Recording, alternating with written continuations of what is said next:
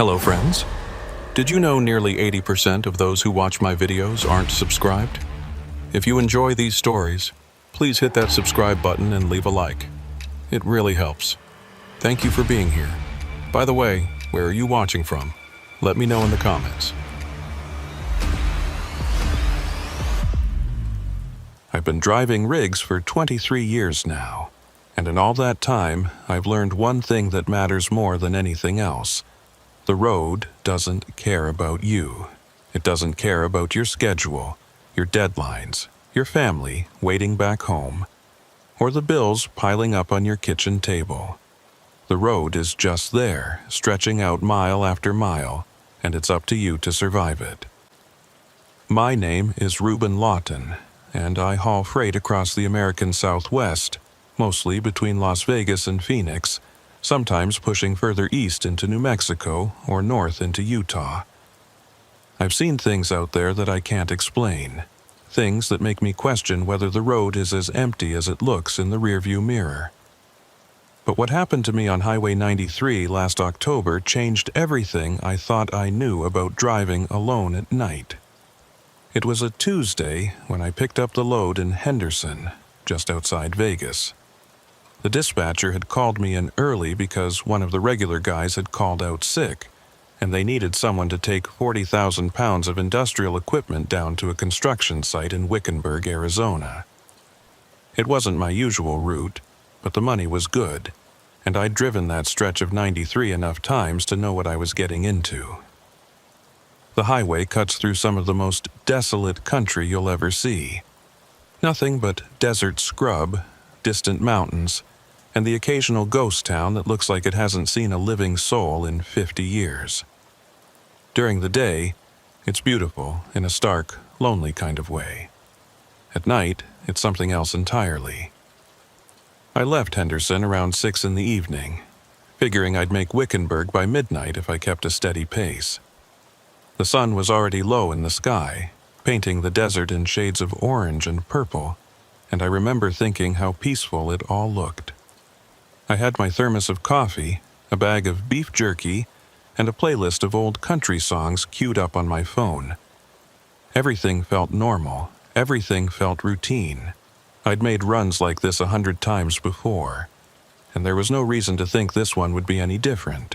But the desert has a way of keeping secrets, and that night it decided to show me one of them. The first hour passed without incident. I crossed Hoover Dam, which is always a surreal experience at twilight. All that concrete holding back an impossible weight of water, the lights of the dam reflecting off Lake Mead like scattered stars. Then I was out on the open highway, the last traces of civilization fading in my mirrors as the road climbed into the hills. The radio stations started to drop out one by one, replaced by static and the occasional fragment of a Spanish-language broadcast from somewhere across the border. I switched to my playlist and let Johnny Cash keep me company as the darkness settled in.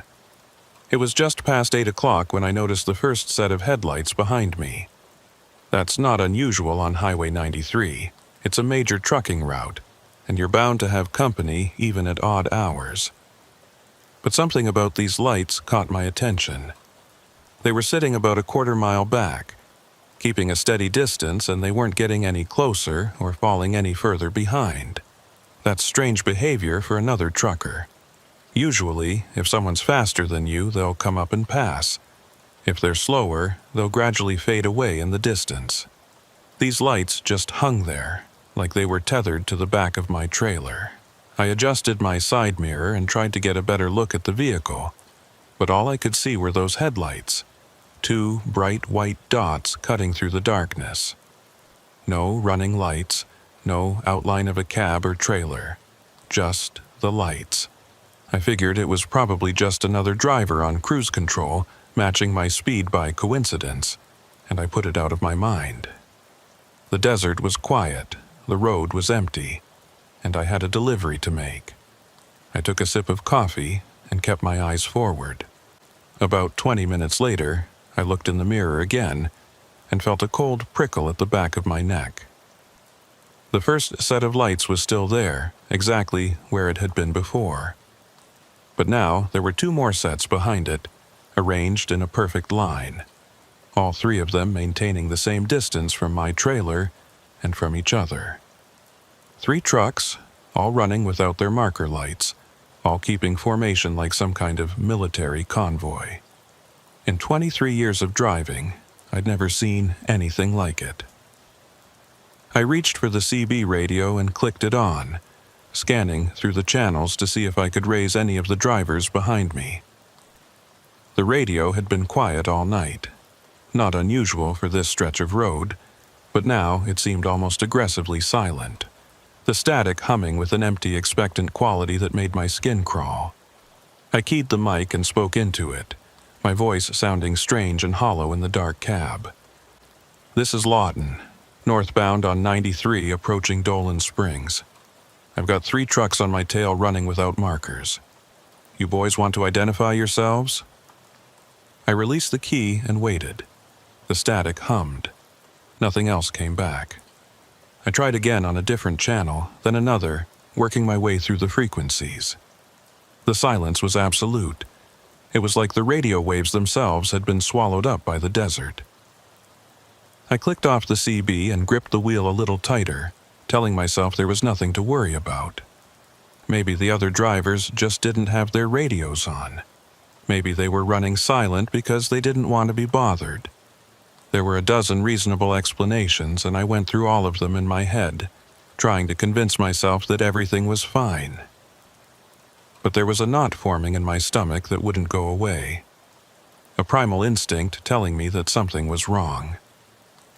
The road curved around a rocky outcropping, and for a moment the headlights behind me disappeared from view. I felt a brief surge of relief, like maybe I'd just imagined the whole thing. Then I came out of the curve and checked my mirror, and the lights were there again. All 3 sets, still in formation, still maintaining that same precise distance. They hadn't fallen behind during the curve the way normal traffic would. They'd matched my line exactly, as if they were attached to invisible cables running from the back of my trailer. I decided to test them. I eased off the accelerator, letting my speed drop from 65 to 55, watching the mirror as I did. The lights behind me slowed in perfect sync, maintaining their distance without so much as a wobble. Then I pressed down on the gas, bringing my speed back up to 65, then 70, pushing the engine harder than I probably should have with a full load. The lights matched me step for step, staying exactly where they'd been before. It was like they weren't being driven at all, like they were just following, the way your shadow follows you when you walk across a parking lot. That's when the CB crackled to life. I'd left it on, scanning through channels in the background, and suddenly there was a voice coming through the speaker. Low, measured, and completely calm. "Keep your lane," the voice said. There was a burst of static, then the voice came again. "You're not alone." I grabbed the mic and keyed it immediately. "Who is this? Identify yourself." The static swelled for a moment, almost like it was breathing, and then it settled back to its usual hum. No response came. I stared at the radio, waiting for the voice to come back, but the channel stayed silent. The words kept echoing in my head. "Keep your lane, you're not alone," and I didn't know whether to feel reassured or terrified. The phrasing was ambiguous, like it could have been a warning or a threat. And the voice itself had been strange, toneless and flat, without any of the regional accents or vocal quirks you'd expect from another trucker. It sounded almost mechanical, like someone reading from a script. I kept driving, because what else was I going to do? Pull over on a deserted highway in the middle of the night with 3 unknown vehicles on my tail? That didn't seem like a good idea. The smart move was to keep moving, get to a populated area, and figure out what was going on from there. There was a rest stop about 30 miles ahead, near the turnoff for chloride. I decided I'd pull in there, park under the lights where I could see anyone who approached, and try to get a look at whoever was following me. The miles ticked by slowly. Every few minutes I'd check the mirror, and every time the lights were still there, unchanged, unwavering. I tried the CB again a couple of times, but I never got a response. The silence was oppressive, like a physical weight pressing down on the cab. I turned off my music and just listened to the engine, the hum of the tires on the pavement, the occasional gust of wind pushing against the trailer. Normal sounds, familiar sounds, but they didn't comfort me the way they usually did. The turnoff for the rest stop appeared in my headlights like a small miracle. I flipped on my signal, force of habit, even though there was supposedly no traffic around, and began to slow down for the exit. I was watching the mirror as I did, and what I saw made my breath catch in my throat. The 3 sets of headlights behind me had also begun to slow, their brake lights flaring red for the first time since I'd noticed them. They were following me off the highway. I pulled into the rest stop and swung my rig into the truck parking area, choosing a spot directly under one of the sodium lights where I'd have good visibility in all directions. I set the brake and killed the engine, then sat there in the sudden silence, watching my mirrors and waiting to see what happened next. The access road from the highway curved through a stand of scraggly trees before opening up into the parking lot, so I couldn't see the other vehicles until they were almost on top of me. A minute passed, then another. The trees at the edge of the parking lot stood motionless in the still air, their branches throwing twisted shadows across the pavement. The rest stop was deserted.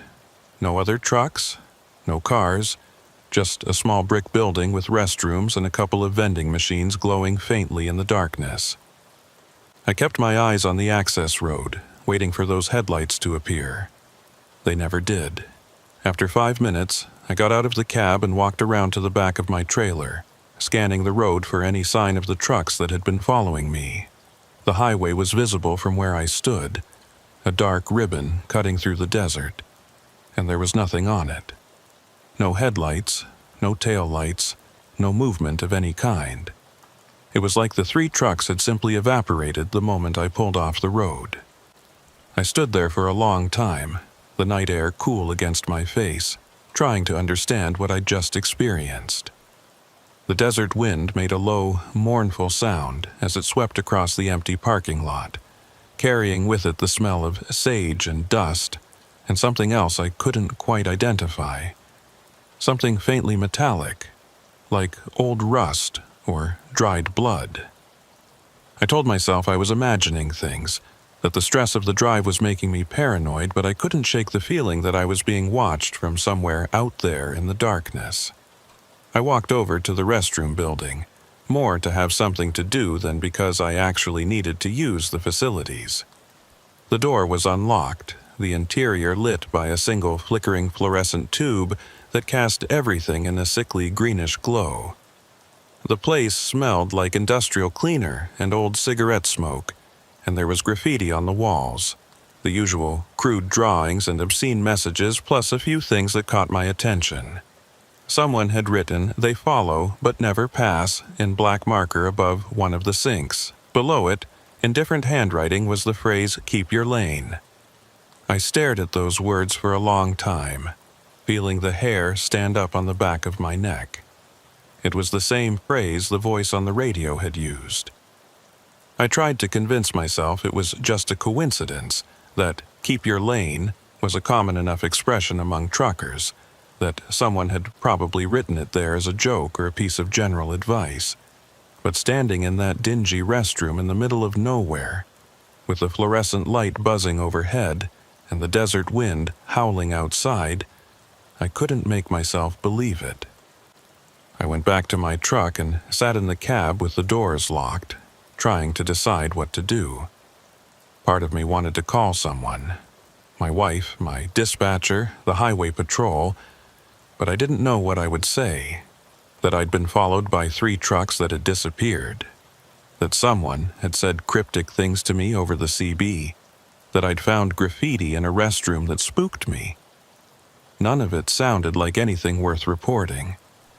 None of it sounded like anything at all, really, except the paranoid ramblings of a tired driver who'd been on the road too long. I decided to push on to Wickenburg and make my delivery. Whatever had happened on the highway was over now, and the best thing I could do was put it behind me and focus on the job.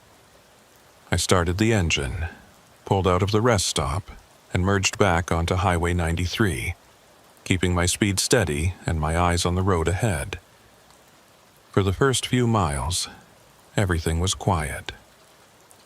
The highway stretched out before me like a black river, the desert rolling away on either side into infinite darkness. I started to relax, started to convince myself that I'd let my imagination run away with me, that there was nothing out there except the road and the night and the long miles between me and my destination. Then I looked in the mirror. The 3 sets of headlights were back. They were sitting about a quarter mile behind me, arranged in their perfect formation, maintaining the same precise distance they'd kept before I pulled off at the rest stop. It was like they'd been waiting for me out there in the darkness, like they'd known exactly when I would return to the highway and had positioned themselves to resume their pursuit. My hands tightened on the wheel until my knuckles went white, and I felt a cold sweat break out on my forehead despite the air conditioning blowing full blast in my face. I grabbed the CB mic and keyed it without thinking about what I was going to say. "Who are you? What do you want from me?" The static hissed and crackled, and then the voice came back. The same voice as before, low and flat, and completely devoid of emotion. "Keep your lane, Lawton. You're not alone." It knew my name. The voice on the radio knew my name, even though I hadn't identified myself except at the very beginning of the night, hours and miles ago. I felt something cold crawl down my spine, a fear that went beyond rational thought and touched something primal and ancient in the deepest part of my brain. This wasn't just strange anymore. This was something else entirely, something that didn't fit into any category I had for understanding the world. I drove faster, pushing the engine toward its limits, watching the speedometer climb past 70, past 75, past 80. The trailer was swaying behind me, and I knew I was taking a dangerous risk with that much weight at that speed. But I didn't care. I just wanted to get away from those lights, to put enough distance between us that they couldn't follow anymore. But no matter how fast I went, the lights stayed with me. They matched my speed exactly, maintaining their formation, never falling back and never gaining ground. It was like they were playing with me, like they wanted me to know that I couldn't escape no matter what I did. The highway began to descend into a wide valley, and I could see the lights of a small town in the distance.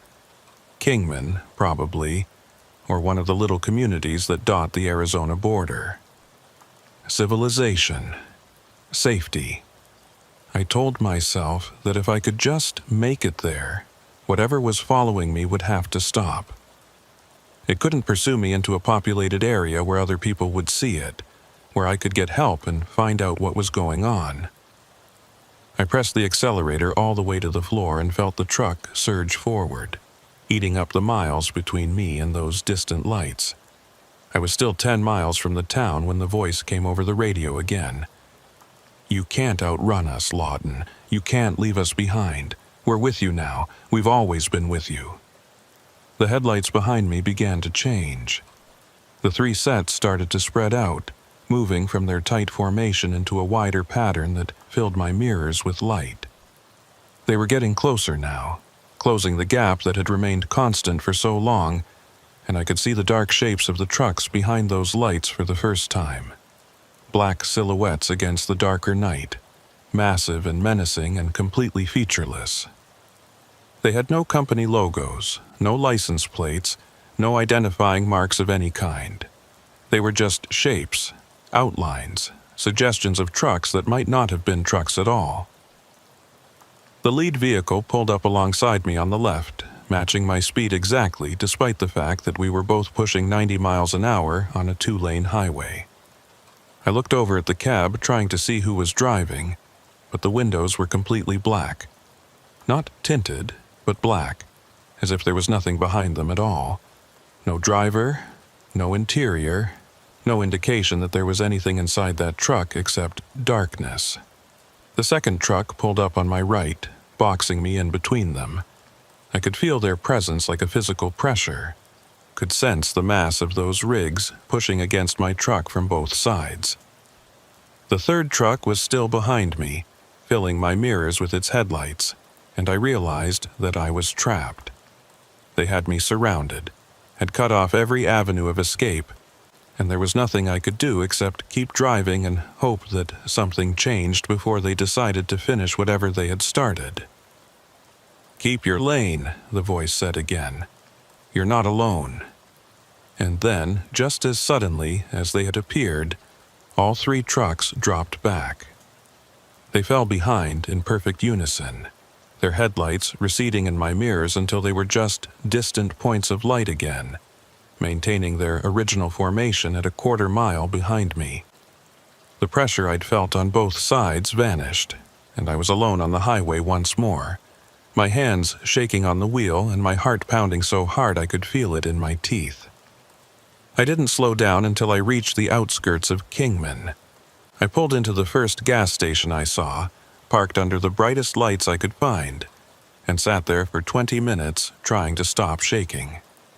When I finally got out of the cab and looked back toward the highway, there was nothing there. The road was empty, the night was quiet, and those three sets of headlights were gone. I filled up my tank, bought a cup of coffee, and drove the rest of the way to Wickenburg without seeing another vehicle on the road. I made my delivery on time, turned in my paperwork, and headed back to Vegas as the sun was coming up.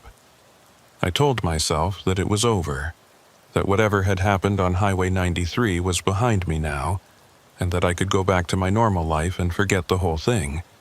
But I couldn't forget. And 2 nights later, when I was making another run down the same highway, the headlights appeared again. The second time I saw them was on a Thursday night, 2 days after the first encounter. I was hauling a load of produce from a distribution center in Bullhead City down to a grocery chain in Tucson.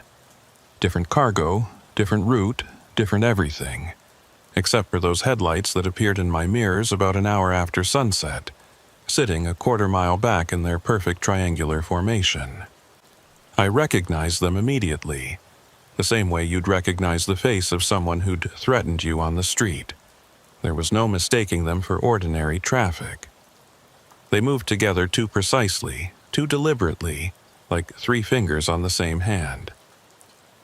I'd spent the previous 2 days trying to convince myself that the first incident had been some kind of hallucination, a product of fatigue and too many hours alone on the road. I'd even looked up the symptoms of highway hypnosis, wondering if I'd somehow entered a trance state that had made me see things that weren't there. But deep down, I knew better. Those trucks had been real. The voice on the radio had been real. And now they were back, which meant whatever had happened on Highway 93 wasn't a one-time occurrence. It was something else, something that had attached itself to me and wasn't planning to let go. I tried the CB radio as soon as I spotted them, cycling through channels and calling out for anyone who might be able to confirm what I was seeing. The airwaves were quiet, the same oppressive silence I'd experienced before, broken only by occasional bursts of static that seemed to pulse in time with my heartbeat. I knew it was pointless, knew that whoever, or whatever, was controlling those trucks had somehow cut me off from the rest of the world. But I had to try. I had to do something besides sit there and wait for them to make their move. This is Lawton, southbound on 95 approaching Lake Havasu. I've got 3 vehicles on my tail running without markers. Anyone else seeing this, come back. Static, silence. Then, so faint I almost missed it, a whisper of sound that might have been words, or might have been nothing at all. I cranked up the volume and pressed the speaker against my ear, straining to hear. Not alone. Keep your lane. Not alone. The same message, repeated like a mantra, like a prayer. I threw the mic down and gripped the wheel with both hands, feeling the truck shudder slightly as a gust of desert wind pushed against the trailer. The headlights in my mirrors remained steady, unchanging, maintaining their distance with mechanical precision.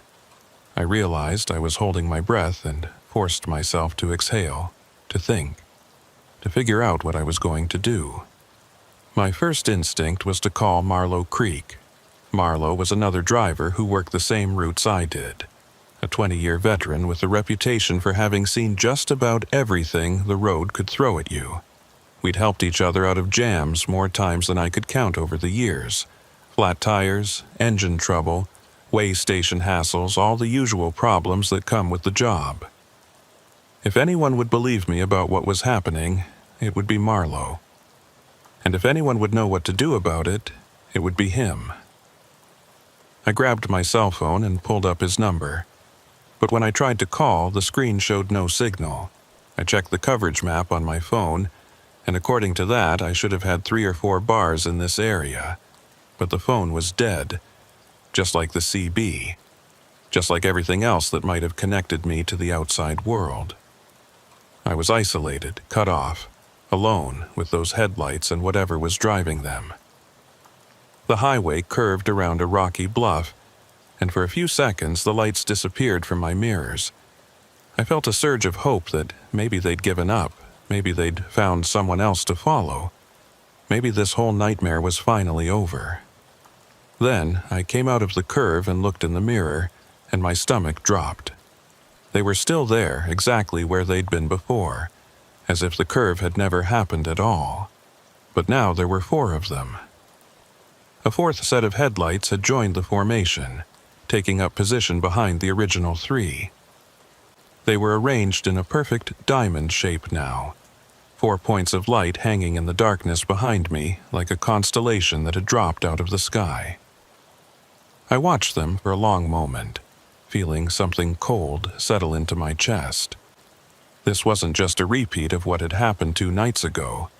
It was escalating. I drove for another hour with those lights behind me, and during that hour I saw 2 more sets join the formation. 6 trucks now, all running without markers, all maintaining that same impossible precision in their spacing and speed. They never got closer and never fell back, never made any move that would explain what they wanted from me. They just followed, patient and relentless, like predators tracking wounded prey across the savannah. Around 10 o'clock, I approached a truck stop I knew well, a big place with fuel islands, a restaurant, and usually plenty of other drivers around at this hour. I'd planned to bypass it and push on to Tucson, but with 6 trucks on my tail and no way to call for help, I decided to pull in and see what happened. If nothing else, there would be witnesses. If nothing else, I wouldn't be alone. I took the exit and pulled into the truck stop parking area, choosing a spot near the fuel islands where there were other trucks and plenty of light. I set the brake and killed the engine, then twisted around in my seat to look out the back window at the access road. I waited to see those headlights come around the curve, waited to finally get a clear look at the trucks that had been following me. They never came. I sat there for 10 minutes, watching the empty road, and not a single vehicle pulled into the truck stop behind me. The formation had dissolved the moment I left the highway, just like before. I got out of my cab and walked around to the back of my trailer, scanning the darkness for any sign of those 6 sets of headlights. The highway was visible in the distance, and there were a few cars and trucks passing by, their lights coming and going like normal traffic. But nothing that looked like the convoy that had been tailing me for the past 2 hours. I walked into the truck stop and ordered a cup of coffee at the counter, trying to gather my thoughts. The place was about half full, mostly drivers sitting alone in booths, eating late dinners or staring at their phones. Normal people living normal lives, completely unaware that something inexplicable was happening out there on the highway. I wanted to grab one of them and ask if they'd seen the trucks, if they'd noticed anything strange on the road tonight, but I knew how that would sound. I'd come across like a crazy person, like someone who'd been driving too long and had started seeing things. I was sitting at the counter staring into my coffee and trying to decide what to do, when a woman in a truck stop uniform approached me from behind the register. She was middle-aged with gray-streaked hair and a name tag that said Faye, and she was looking at me with an expression that was somewhere between concern and curiosity. "You doing okay, hun?" she asked. "You look like you've seen a ghost." I laughed, but there wasn't any humor in it. Something like that. "You wouldn't believe me if I told you." Faye tilted her head and studied me for a moment, like she was trying to make up her mind about something. Then she leaned in closer and lowered her voice. "You're not the first driver to come in here looking the way you do," she said. "Not the first one to come in here asking about trucks without markers, trucks that follow but never pass. We've been hearing stories like that for years now. More and more of them lately." I felt something shift in my chest, a combination of relief and dread. Relief because I wasn't crazy, because other people had seen what I was seeing. Dread because that meant it was real. It was actually happening, and I wasn't any closer to understanding what it was or what it wanted. "What do people say about them?" I asked. "The trucks, what do they say?" Faye glanced around the restaurant, making sure no one was listening. "They say they're ghosts. Drivers who died on the road and never made their final delivery. They say they're looking for someone to take their place, someone to join their convoy and drive with them forever." She shook her head. "I don't know if I believe all that. But I know that the drivers who come in here talking about those trucks, they all look exactly the way you look right now. Scared, tired, like they've been carrying something heavy for too long." I wanted to ask her more questions, wanted to know everything she'd heard about the shadow convoy and the drivers who'd encountered it. But before I could say anything, I heard a sound that made my blood run cold. It was a CB radio, the one behind the counter that the truck stop used to communicate with drivers on the lot. It crackled to life with a burst of static, and then a voice came through the speaker. The same flat, emotionless voice I'd heard on my own radio. "Lawton, time to go." Faye's face went pale. She looked at the radio, then at me, and I could see in her eyes that she understood now. She understood that whatever was happening to me was real, that the stories she'd been hearing weren't just tall tales and superstition. "You should get out of here," she said quietly. "Whatever that is, whatever it wants from you, I don't think you want to keep it waiting."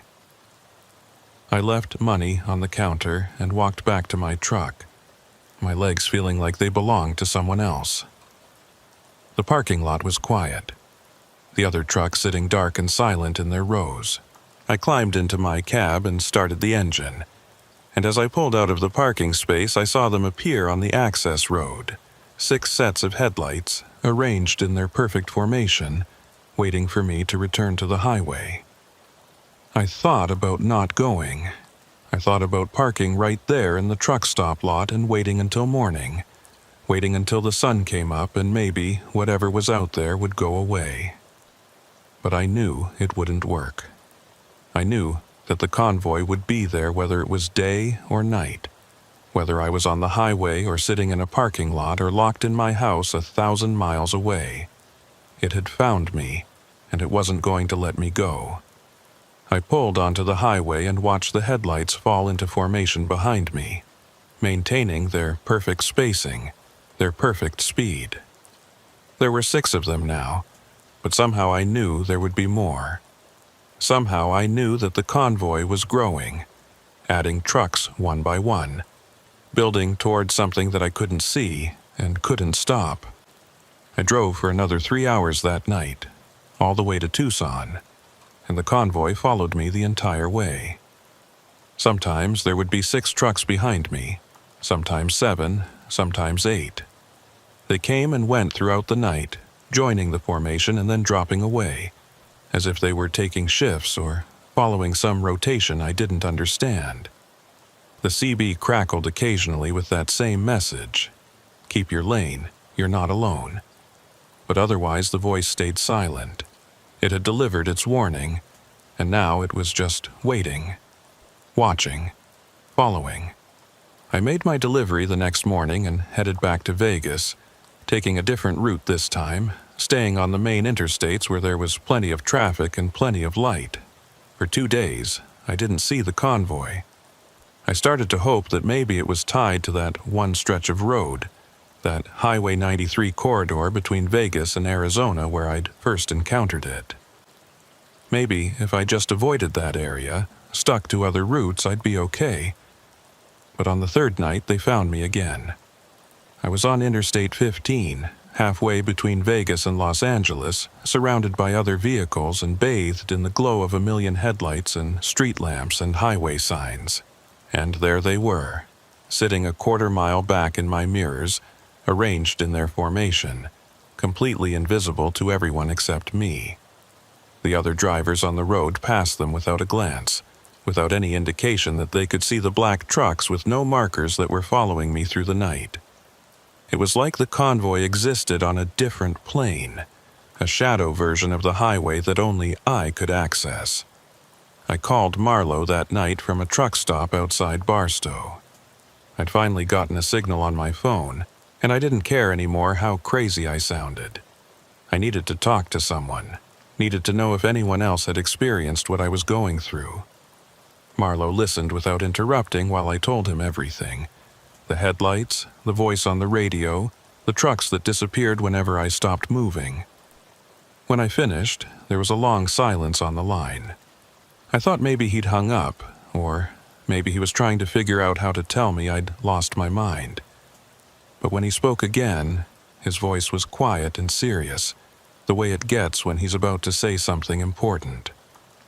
"Ruben, I've been driving these roads for 20 years, and I've heard stories about a lot of strange things. Ghost trucks, phantom hitchhikers, rest stops that don't exist anymore, all the usual stuff that gets passed around at truck stops and on the CB. Most of it's nonsense, just tales people tell to pass the time. But the convoy you're describing, the trucks with no markers that follow you but never pass, I've heard about that before, more than once. What do people say about it?" I asked, remembering what Faye had told me at the truck stop. "What is it supposed to be?" "Different people say different things. Some say it's ghosts, drivers who died on the road and can't move on. Some say it's a warning, a sign that something bad is going to happen if you don't change your ways. Some say it's the road itself, testing you, trying to figure out if you're worthy of being out there." He paused. "What do you think it is?" I thought about the question for a long time before I answered. "I think it's hungry," I said finally.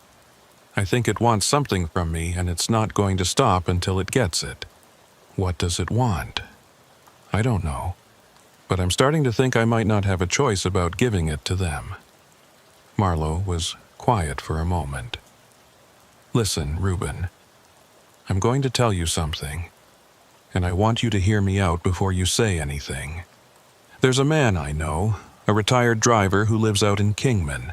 His name is Wheeler, and he used to run the same routes you do, back in the 80s and 90s. He had some experiences out there that he doesn't like to talk about, but I think he might know something about what you're going through. I think he might be able to help you." "What kind of experiences?" "The kind that made him quit driving. The kind that made him move out to the middle of nowhere and never get behind the wheel of a truck again." Marlowe gave me Wheeler's phone number and made me promise to call him. "And Ruben, be careful out there. Whatever that convoy is, whatever it wants, don't give it a reason to get any closer than it already is." I thanked him and hung up, and then I sat there in my cab for a long time, thinking about what he'd said.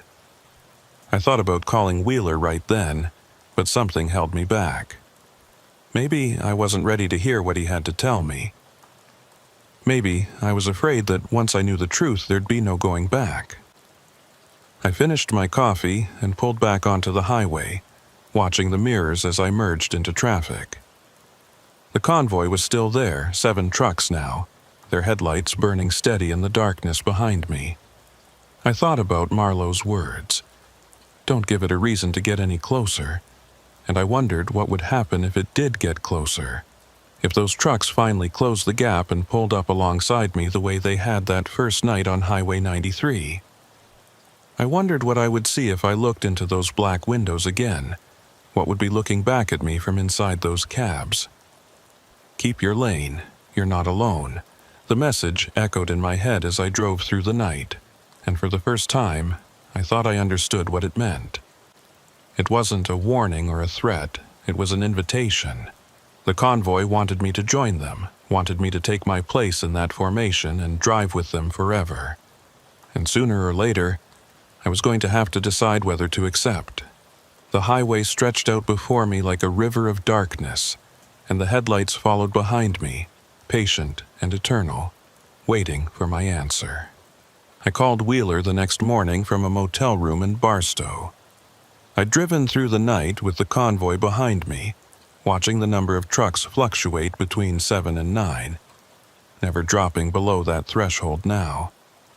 By the time I'd pulled off the highway and checked into the first place I could find, I was running on fumes, physically, mentally, emotionally. I'd barely slept in 3 days, and when I did manage to close my eyes, I dreamed about headlights, endless rows of them, stretching back into infinity, all of them following me down a road that never ended. Wheeler answered on the 4th ring. His voice was rough and wary, the voice of a man who didn't like talking to strangers. When I told him that Marlowe had given me his number, that I was having experiences on the road that I couldn't explain, he was quiet for a long time. I could hear him breathing on the other end of the line, and I had the feeling he was deciding whether to hang up or hear me out. "What kind of experiences?" he asked, finally. I told him everything, starting from the first night on Highway 93 and going all the way through to the previous evening. I told him about the trucks without markers, the voice on the radio, the way the convoy disappeared whenever I stopped moving and reappeared whenever I returned to the highway. I told him about Faye at the truck stop and what she'd said about ghost drivers looking for someone to take their place. I told him that I was scared, that I didn't know what was happening to me, and that I needed help from someone who understood. When I finished, Wheeler let out a long breath, like he'd been holding it the entire time I was talking. "How many trucks are following you now?" he asked. 9, sometimes more, sometimes less, but it hasn't dropped below 9 in the last 24 hours. "And the voice on the radio, what does it say?" "Keep your lane. You're not alone. That's it." Over and over. Wheeler was quiet again, and I could almost feel him thinking, working through something in his head. "You need to come see me," he said. "Not tomorrow, not next week. Today. Right now. Can you do that?" "I've got a load I'm supposed to pick up in Vegas this afternoon. Forget the load. Call your dispatcher and tell them you're sick. Tell them your truck broke down. Tell them whatever you need to tell them. But you need to get to Kingman as fast as you can. I'll text you my address. Don't stop for anything except fuel, and whatever you do, don't pull over after dark. You understand me?" I understood him. I didn't know what he was going to tell me, but I understood the urgency in his voice, and I understood that he believed what I was telling him. That was enough for now. I called my dispatcher and told him I had a family emergency, that I needed to take a few days off and couldn't make the Vegas pickup. He wasn't happy about it, but I'd been driving for the company for 8 years without missing a single load, so he cut me some slack. I grabbed my bag from the motel room and headed for my truck, squinting against the morning sun as I crossed the parking lot. The convoy was waiting for me on the highway. I saw them as soon as I merged onto the interstate. 9 sets of headlights, even in broad daylight, burning through the morning haze like stars that refused to set. I'd never seen them during the day before, and somehow that made it worse. It meant they weren't bound by the rules I'd assumed they followed, weren't limited to the darkness the way I'd hoped. They could find me anytime, anywhere. There was no hiding from them. I drove east on Interstate 40, pushing the speed limit as much as I dared, watching the convoy maintain its position in my mirrors. The desert rolled past on both sides, flat and brown and empty, dotted with the occasional gas station or cluster of buildings that passed for a town out here. I tried the CB a few times, calling out to other drivers, but the airwaves were dead. The silence was complete, broken only by the hum of my engine and the whisper of wind against the cab. Around noon, something changed. The voice came over the radio without warning, filling the cab with its flat, affectless tone. But this time, it wasn't just repeating the same message. This time, it was saying something new. "You're getting close now, Lawton. Close to the place where it started. Close to the place where it has to end." I grabbed the mic and keyed it. "What place? What are you talking about?" "The mile marker. The one that isn't there. The one that's been waiting for you since before you were born." The radio went silent, and I was left with the echo of those words bouncing around inside my skull. The mile marker that isn't there. I didn't know what it meant, but something about it felt familiar, like a half-remembered dream or a story someone had told me a long time ago. I pushed the thought aside and focused on the road, on getting to Kingman, on finding Wheeler and getting some answers. I pulled into Kingman around 2 in the afternoon and followed the GPS to Wheeler's address.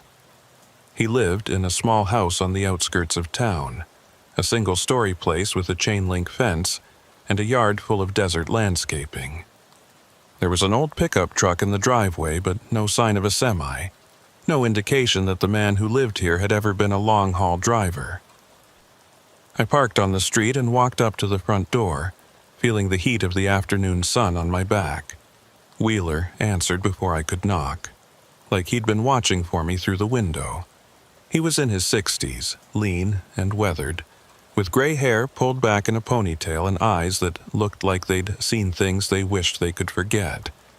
He studied me for a moment without speaking, then stepped aside and gestured for me to come in.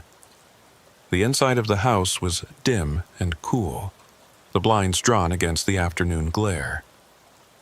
The walls were covered with photographs, desert landscapes mostly, but also a few pictures of trucks from what looked like the 80s and 90s, old Peterbilts and Kenworths with long hoods and chrome stacks, the kind of rigs that had mostly disappeared from the highways now.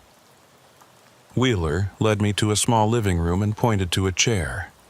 "Sit down," he said. "You want some water? Coffee?" "Water's fine." He disappeared into the kitchen and came back with 2 glasses, handing one to me before settling into a chair across the room. He didn't say anything for a while, just sat there looking at me with those tired, knowing eyes. "How long since you slept?" he asked finally. 3 days? Maybe 4, I'm not sure anymore. You look like I did, back when it was happening to me." He took a drink of his water and set the glass down on the table beside him. "You want to know what it is, the thing that's following you. You want to know why it chose you and how to make it stop. Yes, I can tell you some of it. The rest, you're going to have to figure out for yourself, because everyone's experience is different.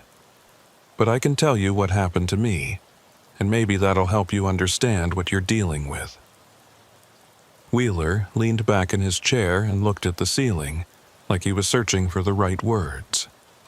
When he spoke again, his voice was quieter, more distant, like he was talking about something that had happened to someone else. "It started for me in 1987. I was running freight between Phoenix and Albuquerque, same routes I'd been driving for 10 years. Good runs, steady work, no problems. Then one night I started seeing the headlights. 3 of them at first, just like you described. They followed me for about 50 miles, then disappeared when I pulled off for fuel. I thought I'd imagined it, Thought maybe I was just tired and seeing things. But they came back the next night, and the night after that, and pretty soon they were there every time I got behind the wheel. How long did it last? I asked. 6 weeks. 6 weeks of driving with those lights behind me. 6 weeks of hearing that voice on the radio telling me to keep my lane. 6 weeks of not sleeping, not eating, not being able to think about anything except what was following me and what it wanted. He shook his head slowly. I thought I was losing my mind. I thought maybe I'd had some kind of breakdown and was hallucinating the whole thing. But then I started talking to other drivers, and I found out I wasn't the only one. There were others who'd seen the convoy, who'd heard the voice. Some of them had been dealing with it for months, even years, and some of them, he stopped, and I saw something dark pass across his face. Some of them what? Some of them didn't make it. They'd be driving along, convoy behind them like always, and then one day they'd just disappear. Their trucks would be found abandoned on the side of the road, engines still running, no sign of the driver anywhere. The police would investigate, but they never found anything. The drivers were just gone, like they'd evaporated into thin air. I felt something cold settle into my stomach. What happened to them? Where did they go? Wheeler looked at me for a long moment before answering. They joined the convoy. That's what I think anyway. I think the convoy takes people, adds them to its numbers. The trucks you see following you, they're not empty. There are drivers in those cabs, drivers who used to be just like you and me. They got too close, or they gave up, or they just ran out of strength to keep fighting. And now they're part of it, driving those roads forever, looking for the next person to take their place. I thought about Faye at the truck stop, what she'd said about ghost drivers searching for someone to join them. I thought about the trucks I'd seen behind me, the black windows that showed nothing inside. Were there really people in those cabs? People who'd been like me once, hauling freight and paying bills and living normal lives before the convoy found them and swallowed them up? How did you get away? I asked. You said it lasted 6 weeks. How did you make it stop? Wheeler stood up and walked to the window, pulling the blinds aside to look out at the street. There's a stretch of road out on Highway 93 south of here, where the convoy is strongest. It's where it all started, as far as I can tell, some kind of focal point, a place where the veil between our world and whatever's on the other side is thinner than it should be. When I was going through it, I kept getting drawn to that spot, like something was pulling me there. I'd be driving a completely different route, and somehow I'd end up on 93, heading south toward that mile marker. The mile marker that isn't there, I said, remembering what the voice had told me on the radio. Wheeler turned to look at me, and there was surprise in his eyes. It said that to you, those exact words? This morning. It said I was getting close to the place where it started, close to the place where it has to end. It said the mile marker has been waiting for me since before I was born. Wheeler was quiet for a moment, processing what I'd told him. Then it's further along than I thought. It's almost ready to make its move. What move? What's it going to do? I don't know exactly. I never let it get that far with me, but I know that the mile marker is the key. It's where people disappear, where the convoy claims them. There's a spot on 93, about 40 miles south of Kingman, where there should be a marker, but there isn't. Mile 47. Every other marker is there, 46 and 48 and all the rest. But 47 is missing. It's been missing since before anyone can remember, and no one knows why. That's where the convoy is strongest. That's where it took most of the people who've disappeared. So what do I do? Stay away from that stretch of road? Wheeler shook his head. You can't stay away from it. I told you it draws you in. No matter what route you try to take, you'll end up there eventually. The convoy will make sure of it. He sat back down and leaned forward, looking at me intently. The only way to stop it is to face it. You have to go to the mile marker, to the place where 47 should be, and you have to confront whatever's waiting for you there. That's what I did, and that's how I got free. What happened when you went there? What did you find? I found the convoy. All of it, every truck that had ever been part of it, lined up on the highway waiting for me. They were just sitting there, engines idling, headlights on, blocking the road in both directions. And in front of them, right where mile marker 47 should have been, there was... He stopped, and I saw him shudder. There was something else. Something that wasn't a truck, and wasn't a person, and wasn't anything I'd ever seen before. It was like a hole in the world, a dark spot that swallowed up the light around it, and it was watching me, waiting for me to come closer. What did you do? I drove toward it. I put my foot on the gas and I drove straight at that thing because I didn't know what else to do. And when I got close to it, when I was almost on top of it, he spread his hands. It disappeared, all of it, the trucks, the darkness, everything. 1 second they were there, and the next second the road was empty. I was alone on the highway with nothing behind me and nothing in front of me except the desert and the sky. I pulled over and got out of my cab and stood there for an hour, waiting for them to come back. They never did. The convoy was gone, and it never followed me again. I sat with that for a while, trying to understand what he was telling me. So you're saying I need to go to mile marker 47 and drive toward whatever's waiting there? That's how I make it stop? That's how I made it stop. Whether it'll work for you, I don't know. Like I said, everyone's experience is different. Wheeler stood up again, and I could see that the conversation was draining him, bringing back memories he'd spent years trying to forget. But I know one thing for sure. You can't keep running from it. The more you run, the stronger it gets. The more trucks it adds, the closer it gets to taking you. If you don't face it soon, you won't get another chance. I stayed at Wheeler's house for another hour, asking questions and trying to prepare myself for what I had to do. He told me everything he could remember about his experience at mile marker 47, the way the convoy had arranged itself, the feeling of wrongness that had filled the air, the moment when he'd made the decision to drive toward the darkness instead of away from it.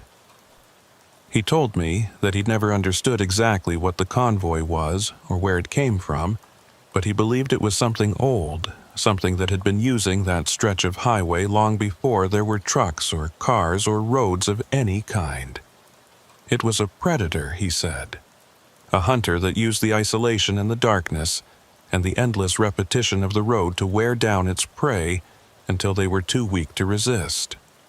By the time I left his house, the sun was starting to go down. Wheeler walked me to my truck and stood there while I climbed into the cab. "You don't have to do this tonight," he said. "You could wait until morning, get some rest, face it when you're stronger." "I can't rest, not anymore. And if I wait, it'll just get worse." I started the engine and looked at him through the open window. "Thank you for talking to me, for telling me what you know. Be careful out there, Lawton. The convoy's been building toward this for a long time. It's not going to let you go without a fight." I pulled away from Wheeler's house and headed south on Highway 93, watching the sky turn orange and pink ahead of me as the sun dropped towards the mountains. The road was quiet, almost empty, just a few cars going the opposite direction, and the occasional truck passing me on its way north. I kept checking my mirrors, waiting for the headlights to appear, but for the first 20 miles there was nothing behind me except the fading light. Then, as I passed mile marker 52, they came. Not 9 trucks this time. Not 12 or 15 or any number I could count. The entire road behind me filled with headlights, a river of them stretching back as far as I could see. More trucks than I'd ever seen in one place in my entire life. There had to be 50 of them, maybe 100, all running without markers, all maintaining their perfect formation. The convoy had called in every vehicle it had, every driver it had ever claimed, and they were all behind me now, following me toward the mile marker 47. The voice came over the radio, but it was different this time. It wasn't flat and emotionless anymore. It sounded eager, hungry, like something that had been waiting a long time and was finally about to get what it wanted. Almost there now, Lawton. Almost home. Keep your lane. You're not alone. You'll never be alone again. I gripped the wheel and pressed down on the accelerator, watching the mile markers count down in my headlights. 51, 50, 49, 48.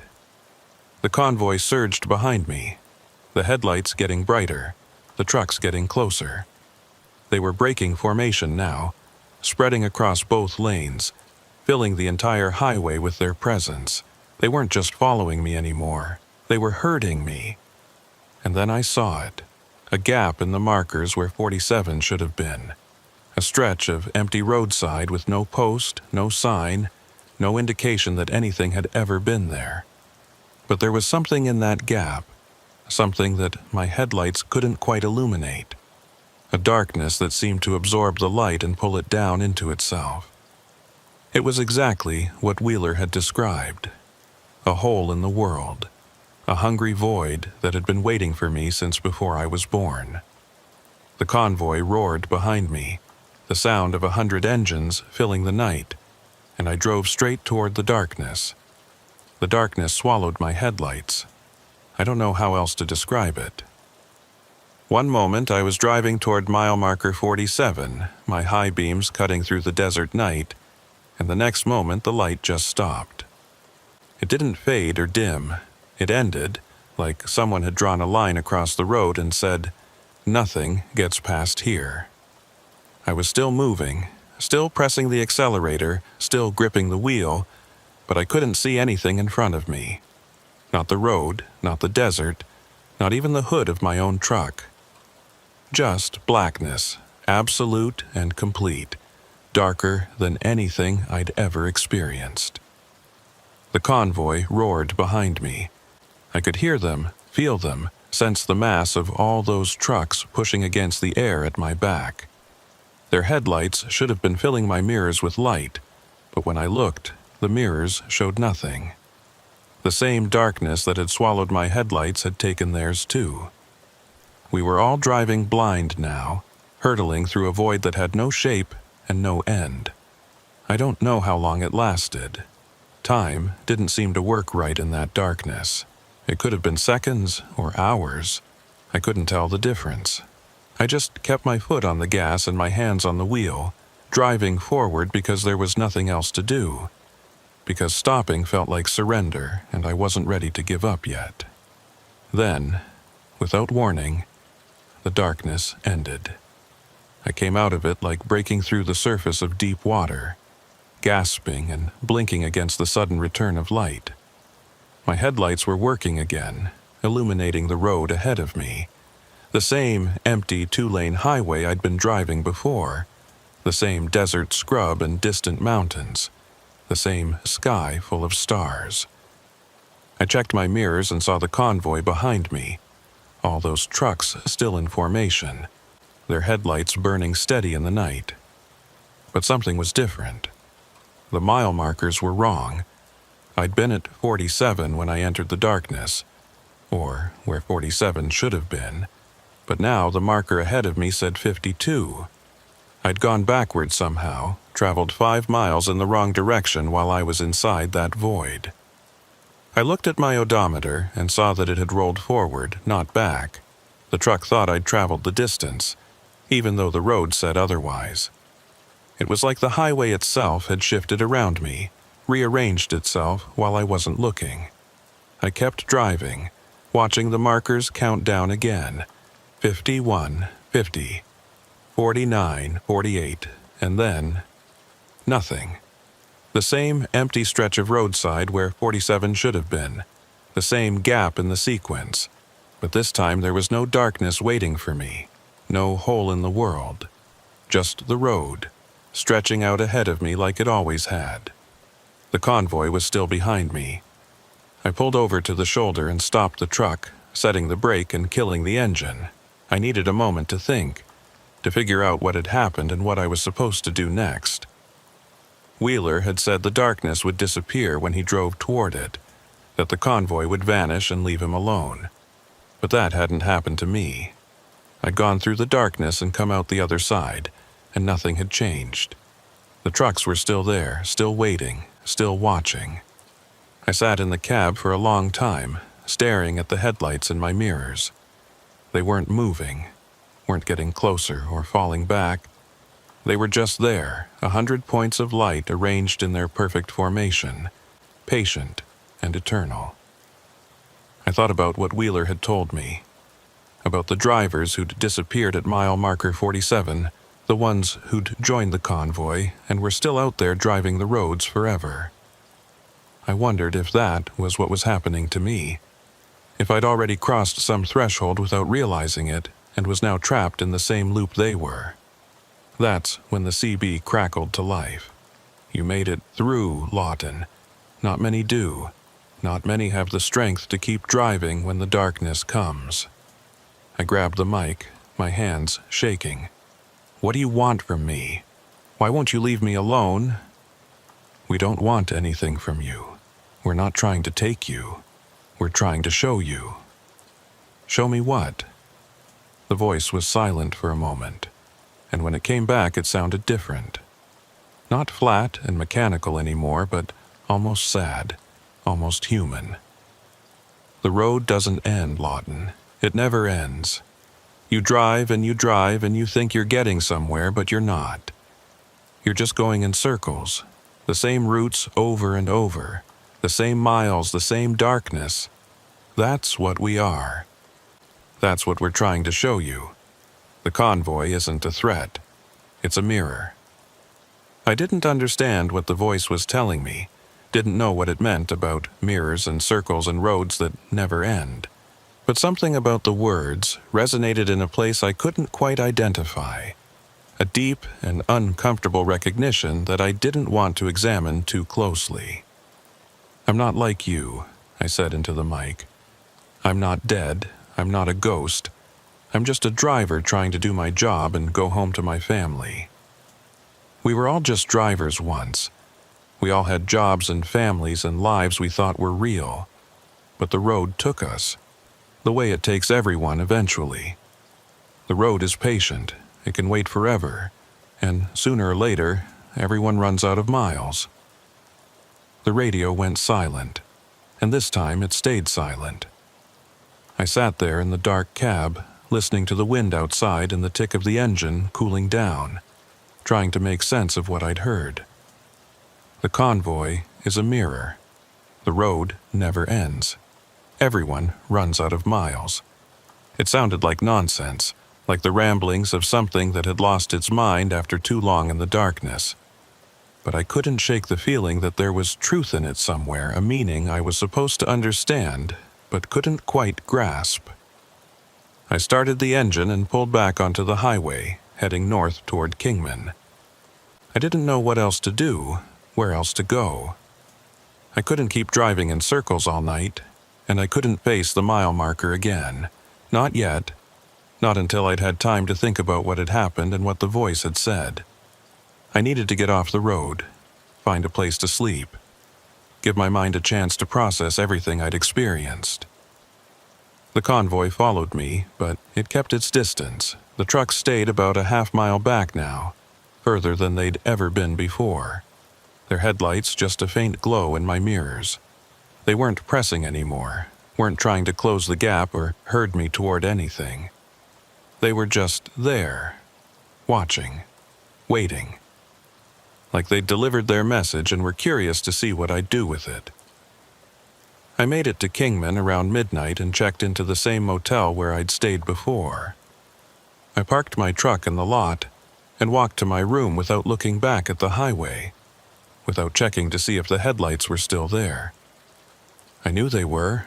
I could feel them, the way you feel someone watching you from across a room. They'd be there in the morning, and the morning after that, and every morning for the rest of my life. That was what the voice had been trying to tell me. The convoy wasn't going to take me, wasn't going to make me disappear like all those other drivers. It was just going to follow me forever. A reminder of something I was supposed to learn but hadn't learned yet. I lay down on the bed without undressing and stared at the ceiling, too tired to sleep and too wired to relax. My mind kept going over what had happened at mile marker 47, trying to find an explanation that made sense. Wheeler had driven toward the darkness, and it had disappeared. I'd driven toward the darkness and gone through it, come out the other side with nothing changed. What was the difference?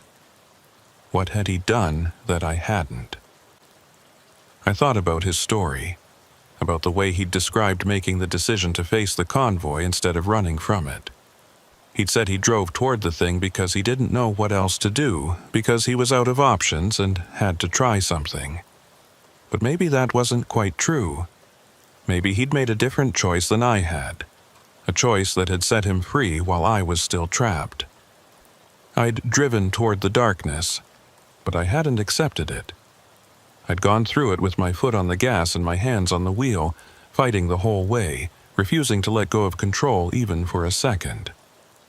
I'd treated it like an obstacle to overcome, a problem to solve, something to push through and leave behind. But what if that wasn't what the convoy wanted?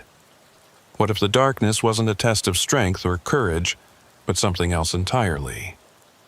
The convoy is a mirror. The road never ends. I thought about my life on the road, the 23 years I'd spent hauling freight from one place to another.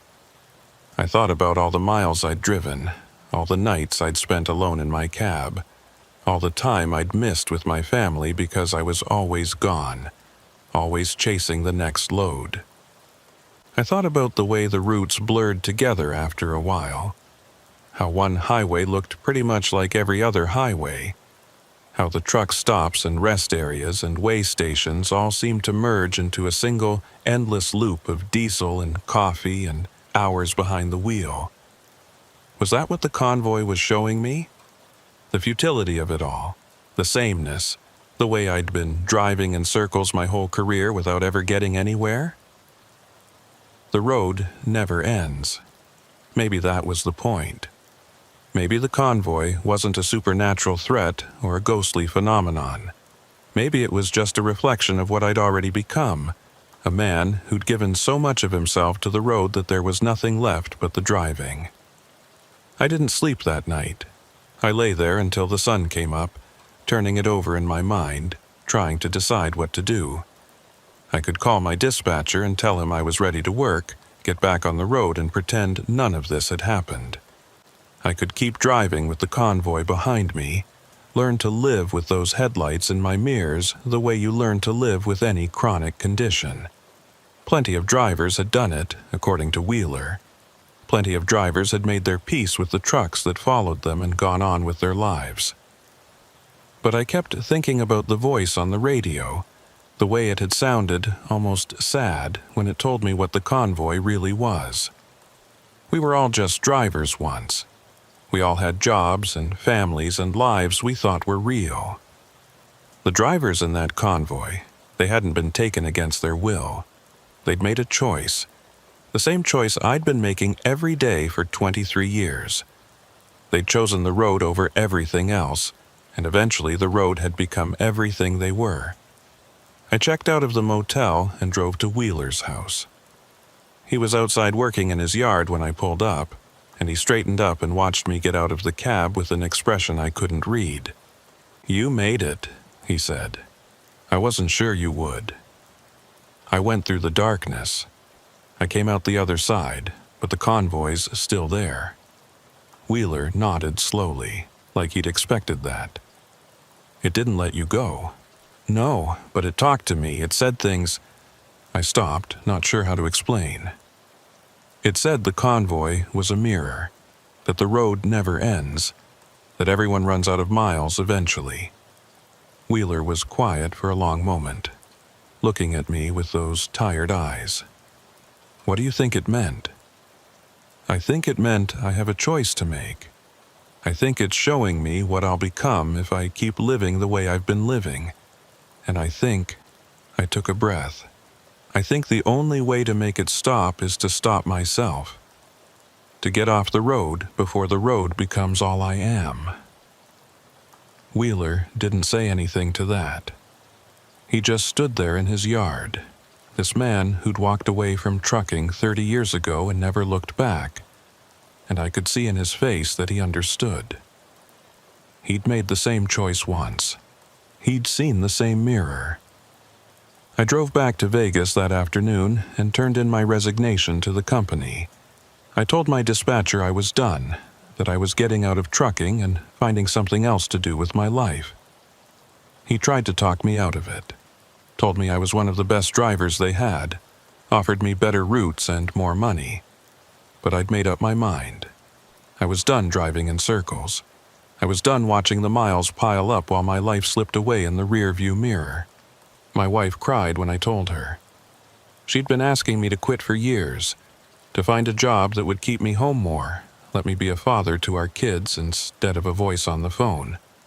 She thought she'd never see the day, and I guess I thought so too. But something had changed out there on Highway 93. Something I couldn't fully explain, but couldn't ignore either. The convoy had shown me who I was becoming, and I didn't want to become that. I didn't want to end up like those drivers, following the same roads forever, never getting anywhere, never breaking free. It's been 6 months since I quit trucking. I work at a warehouse now, loading and unloading freight instead of hauling it across the country. The hours are regular, the pay is decent, and I'm home every night for dinner with my family. It's a different life than the one I had before, smaller in some ways, but it feels more real. It feels like I'm actually living it instead of just passing through. The convoy still follows me sometimes. Not every day, not even every week, but sometimes, when I'm driving home from work at night or taking the family somewhere on the weekend, I'll look in my rearview mirror and see the headlights. They're distant now, further back than they used to be, and there are fewer of them. Sometimes just 2 or 3, sometimes only 1.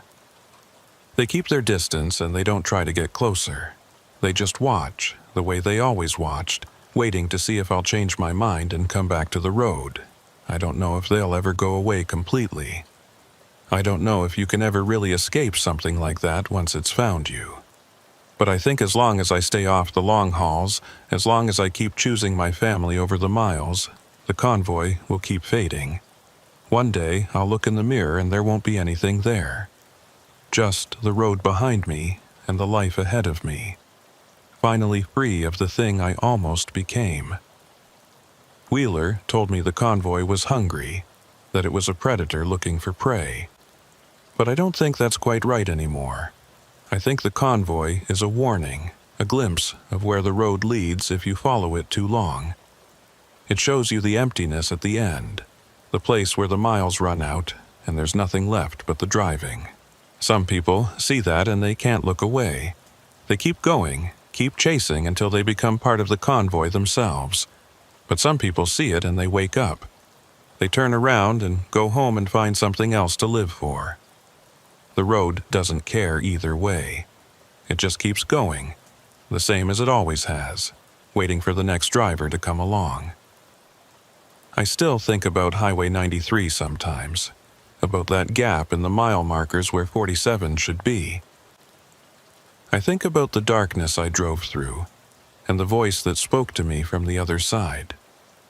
I think about all those headlights stretched out behind me, all those drivers who made a different choice than I did. And sometimes, late at night when my family is asleep and the house is quiet, I stand at the window and look out at the street. The pavement is empty, the neighborhood is still, and there's nothing out there except the glow of street lamps and the shadows of parked cars. But every now and then, just at the edge of where the light fades into darkness, I think I see them. Headlights. Distant. Patient. Waiting.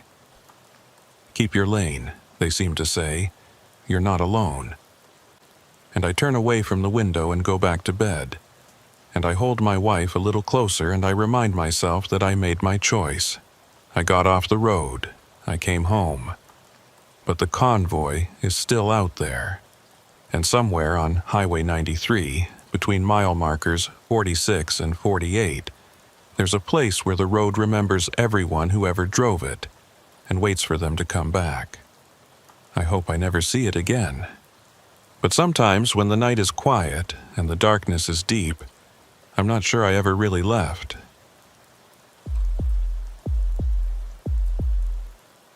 There's a stretch of Interstate 10 between El Paso and Tucson that most drivers try to avoid after dark.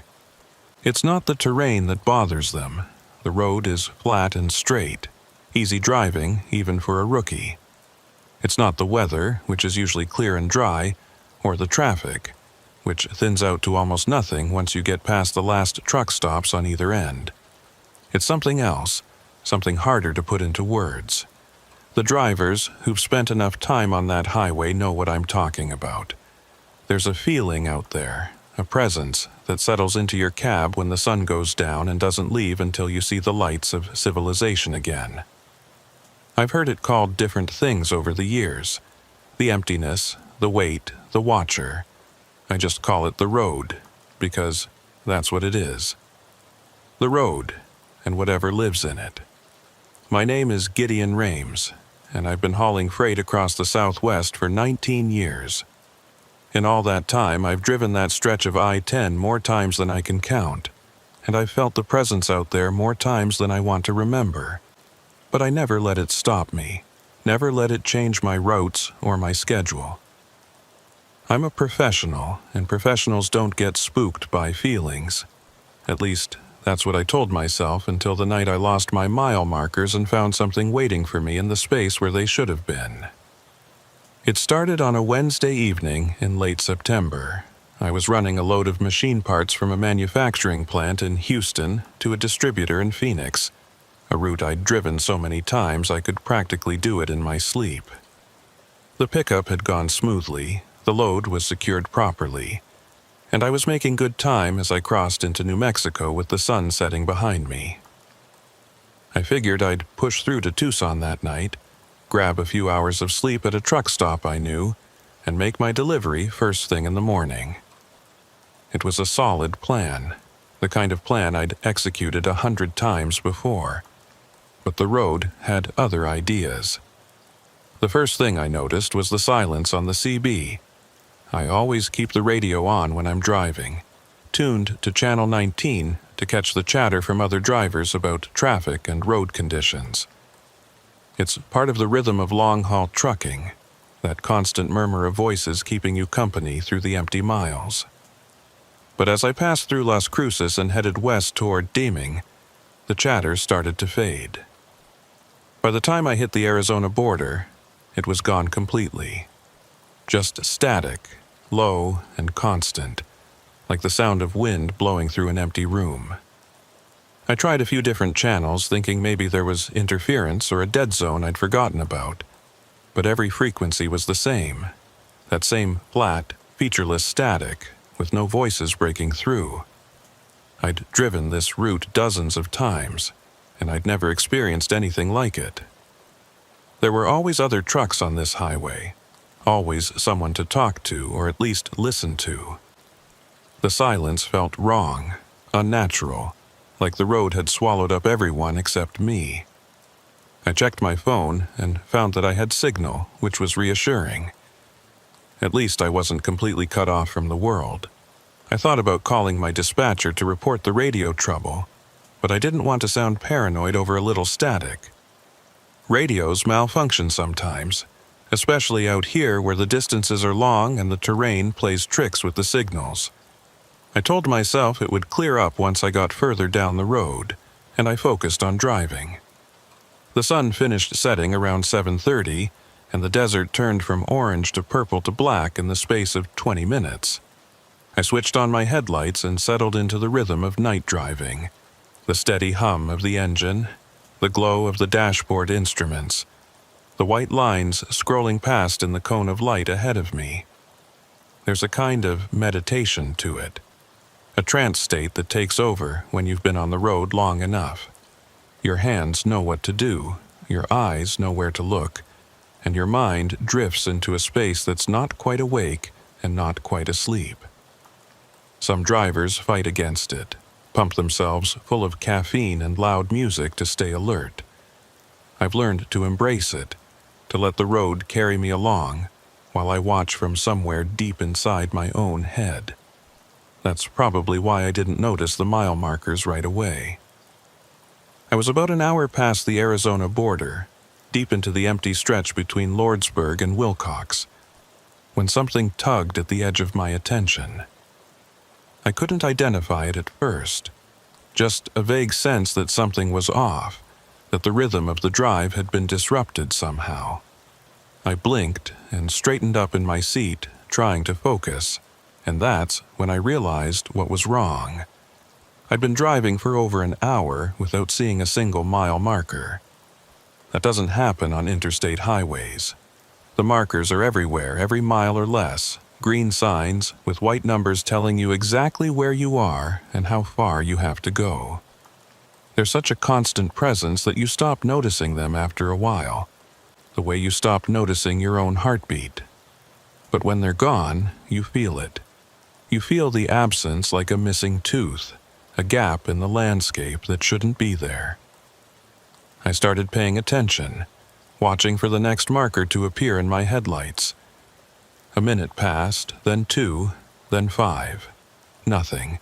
Just the empty road and the desert and the darkness pressing in on all sides. I checked my speedometer. I was doing 70, which meant I should have passed at least 5 or 6 markers since I started looking. But there was nothing. No signs at all, like someone had come along and removed them from the roadside. I grabbed my phone and pulled up the GPS, thinking maybe I'd missed a turn somehow and ended up on a different road. But the map showed me exactly where I expected to be. A blue dot moving west on I-10 toward Tucson. According to the GPS, the next mile marker should be coming up in less than half a mile. I watched the distance count down on the screen. 0.4 miles, 0.3, 0.2, 0.1, and then the marker should have appeared. It didn't. The GPS showed me passing the marker, showed my position moving beyond it, and continuing down the highway. But there was nothing on the roadside, no sign, no post, no indication that anything had ever been there. I slowed down and looked in my mirrors, thinking maybe I'd missed it somehow, but the road behind me was as empty as the road ahead. The mile marker existed on the map, but it didn't exist in the real world. It was there and not there at the same time. I pulled over to the shoulder and stopped the truck, leaving the engine running while I tried to figure out what was happening. I'd been driving this route for almost 2 decades, and I knew it as well as I knew my own name. The mile markers were always there, every single one of them, posted on the right side of the road at regular intervals from the New Mexico border all the way to Phoenix. They didn't just disappear. They didn't just stop existing. I got out of the cab and walked along the shoulder, shining my flashlight at the place where the marker should have been. There was nothing. No post, no hole where a post had been removed, no indication that anything had ever stood there. Just dirt and scrub, and the endless desert stretching away into the darkness. I walked 100 yards in each direction, checking both sides of the road, but I didn't find anything. The mile marker was gone, and as far as I could tell, it had never been there in the first place. I was standing on the shoulder, trying to make sense of it, when I heard the sound. It came from the darkness to the south, a low rumble that I recognized immediately as a truck engine. I felt a surge of relief. Another driver, someone I could flag down and ask about the missing markers, someone who could confirm that I wasn't losing my mind. I turned toward the sound and waited for the headlights to appear. They didn't. The engine sound got louder, closer, and I could tell from the pitch and the rhythm that it was a big rig, probably a Peterbilt or a Kenworth. But there were no headlights, no marker lights, no glow of any kind against the desert sky. Just the sound, growing and growing until it seemed like the truck should be right on top of me, and then it passed me. I felt it more than I saw it. A rush of displaced air, a shadow moving through the darkness, the rumble of the engine dopplering as it went by. The truck was there, on the highway, passing my parked rig at 70 miles an hour. But it was completely dark. No lights of any kind, not even a reflection from my flashlight beam.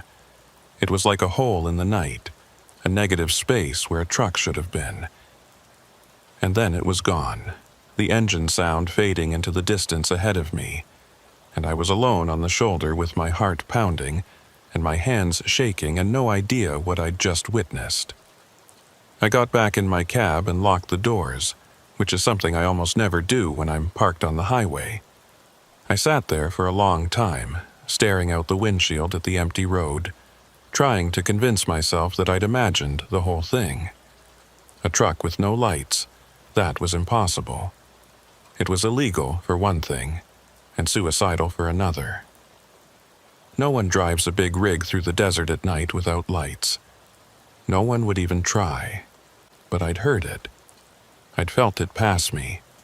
And somewhere out there in the darkness ahead, it was still driving, still moving west toward Tucson or Phoenix or wherever it was going. A ghost truck on a ghost highway following a route that didn't show up on any map. I thought about Clint Yarborough. I hadn't thought about Clint in years, hadn't let myself think about him. He'd been my partner back in the early days, when I was just starting out and didn't know enough to drive solo. We'd run as a team for almost 3 years, splitting the driving and the sleeping, sharing the cab and the miles and the long empty hours between loads. Clint had taught me most of what I knew about trucking, how to read the road, how to manage my logs, how to stay sane when the loneliness started to close in. He'd been a good partner and a better friend, and then one night he'd disappeared. It happened on this same stretch of highway almost 15 years ago. We were running a load from San Antonio to Los Angeles, and Clint was driving the night shift while I slept in the back. I woke up around 3 in the morning because the truck had stopped, and when I climbed into the front seat, Clint wasn't there. The cab was empty, the engine was idling, and the door on the driver's side was hanging open. I searched the whole truck, searched the roadside, called his name until my throat was raw. He was just gone, vanished into the desert night without a trace. The police investigated, of course. They searched the area, interviewed me for hours, checked Clint's background for any reason he might have wanted to disappear. But they never found anything, never came up with any explanation for what had happened. Clint Yarborough was declared a missing person, and eventually the case went cold. I finished the delivery on my own and kept driving, because that's what truckers do. You keep moving, you keep working. You don't let the road beat you no matter what it takes from you. But I never forgot Clint, and I never stopped wondering what had happened to him that night. Now, sitting in my cab on the shoulder of I-10 with the mile markers missing and a dark truck passing by without lights, I felt like I was starting to understand. Something had taken Clint. Something that lived out here in the empty miles. Something that existed in the spaces between the markers and the gaps in the radio static. It had taken him 15 years ago, and now it was showing itself to me. I started the engine and pulled back onto the highway because staying parked on the shoulder felt too exposed, too vulnerable. I needed to keep moving. Needed to get to Tucson where there were lights and people and some semblance of normal life. I pressed down on the accelerator and watched the speedometer climb, pushing the truck harder than I usually did on this stretch of road. That's when the CB crackled to life. I hadn't touched the radio since I'd given up on finding a working channel, but suddenly there was a voice coming through the static, faint, broken, but unmistakably human. "Marker, can't find anyone copy." I grabbed the mic and keyed it immediately. "This is Rames, westbound on I-10 past Wilcox. I copy you. What's your situation?" The static swelled for a moment, and then the voice came back, clearer this time. It was a woman's voice, and there was an edge of fear in it that made my stomach clench. "This is Hazel 12, also westbound on I-10. I've lost my mile markers. I've been driving for I don't know how long, and I can't find any markers. Can anyone tell me where I am? Can anyone help me?" I felt the hair stand up on the back of my neck. Hazel 12 was experiencing the same thing I was, the same impossible disappearance of every sign and marker on the highway. That meant it wasn't just me, wasn't just a hallucination or a mental break from too many hours behind the wheel. Something was happening out here, something real, something that was affecting more than one driver. "Hazel 12, this is Rames. I've lost my markers too. I don't know what's going on, but you're not alone out here. Can you give me your approximate location?" The static crackled and hissed, and for a moment I thought I'd lost her. Then her voice came back, but it was different now. Fainter, more distant, like she was drifting away from me even though we were on the same highway. "I don't know where I am. The GPS says I should be near Tucson, but I can't find any exits. I can't find any signs. I've been driving for hours and I'm not getting anywhere. I think..." The static surged, swallowing her words. "I think I'm stuck. I think the road is keeping me here." "Hazel 12, listen to me. Keep driving, keep moving west. We'll figure this out together. Just stay on the radio and talk to me." But she was gone. The static closed in like a curtain, and no matter how many times I called her handle, she didn't respond. I was alone again, driving through the darkness on a highway with no markers, and somewhere out there another driver was lost in the same void I was, unable to find her way out. I drove for another hour, watching for markers that never came, listening for Hazel 12's voice on the radio. The highway stretched out ahead of me, endless and unchanging, and I began to understand what she'd meant about being stuck. I was moving, the engine was running, the wheels were turning, but it felt like I wasn't getting anywhere. Like the road was a treadmill, scrolling under my tires while I stayed in the same place, trapped in a loop that had no beginning and no end. And somewhere behind me, growing slowly louder, I heard the rumble of a truck engine. Coming closer, running without lights, following the same road I was on, following me. The truck behind me stayed just out of sight for the next 30 miles. I could hear it back there, that low rumble of a diesel engine running at highway speed, but every time I checked my mirrors there was nothing. No headlights, no silhouette, no indication that anything was following me except the sound. It was like being stalked by something that existed only as noise. A predator made of vibration and exhaust, and the growl of a motor that never got tired. I tried to focus on the road ahead, on getting to Tucson and finding other people and putting this nightmare behind me. But it was hard to concentrate with that sound filling the cab. Hard to think about anything except what was back there and what it wanted from me.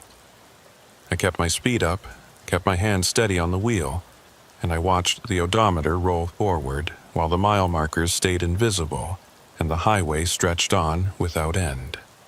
Somewhere around what should have been mile 280, I saw something in my headlights that made my breath stop. A mile marker. It was standing on the right side of the road exactly where it should have been. A green sign with white numbers glowing in the beam of my headlights. I felt a surge of relief so powerful it almost made me dizzy. The markers were back. Whatever had been happening was over, and I was going to make it to Tucson after all. I leaned forward to read the number as I passed, already calculating how much further I had to go. The marker said 247. I stared at it as it flashed by, not understanding. Mile 247 was behind me, I'd passed it over an hour ago, back when the markers were still visible and the world still made sense. There was no way I could be seeing it again now, not unless I'd somehow turned around without realizing it and driven back the way I came. But I hadn't turned around. I'd been going west the whole time, following the same straight highway toward the same destination. The marker was wrong. It had to be wrong. I checked my GPS and felt my stomach drop. According to the map, I was at mile 283. I'd traveled 36 miles since the markers disappeared, which meant I should be seeing 283 or 284 on the roadside, not 247. The GPS and the marker didn't match. One of them was lying to me, and I didn't know which one. I kept driving, watching for more markers. They started appearing again after that, one after another, spaced out at the regular intervals I was used to. But the numbers were all wrong. 246. 245. 244. I was going backward, losing ground instead of gaining it, moving further from Tucson with every mile I drove. And the GPS kept insisting I was moving forward, kept showing my position creeping west across the map like nothing was wrong. The CB crackled, and Hazel 12's voice came through the static. "Rames, are you still out there?" I grabbed the mic, grateful to hear another human voice.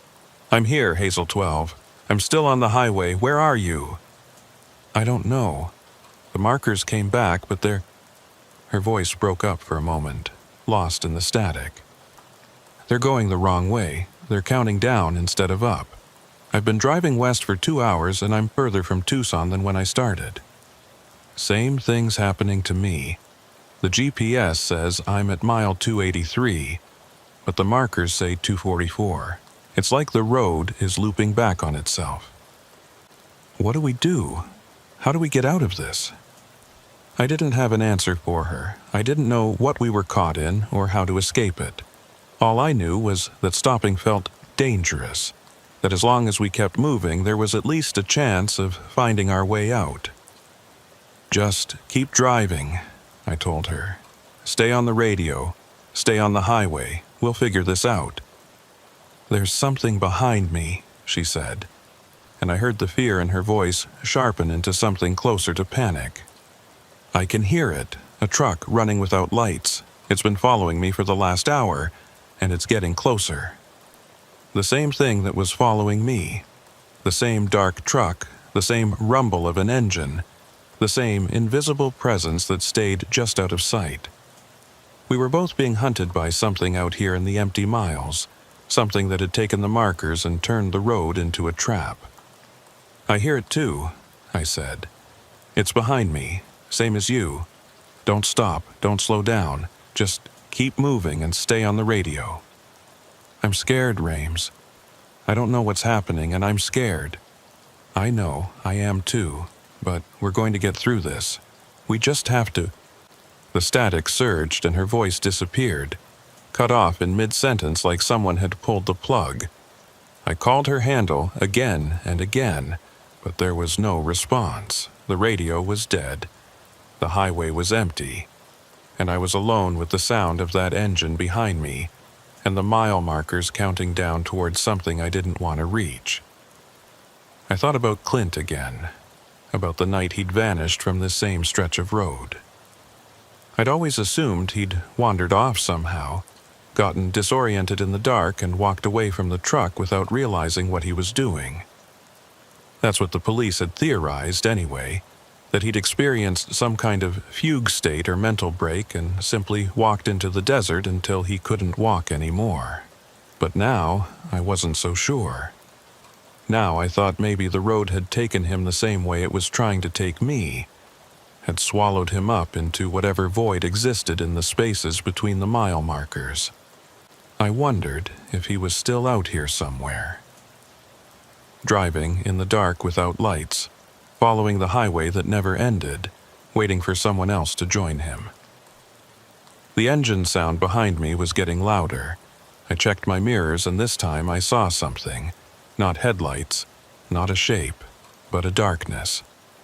A patch of black that was somehow darker than the rest of the night, moving against the stars like a hole cut out of the sky.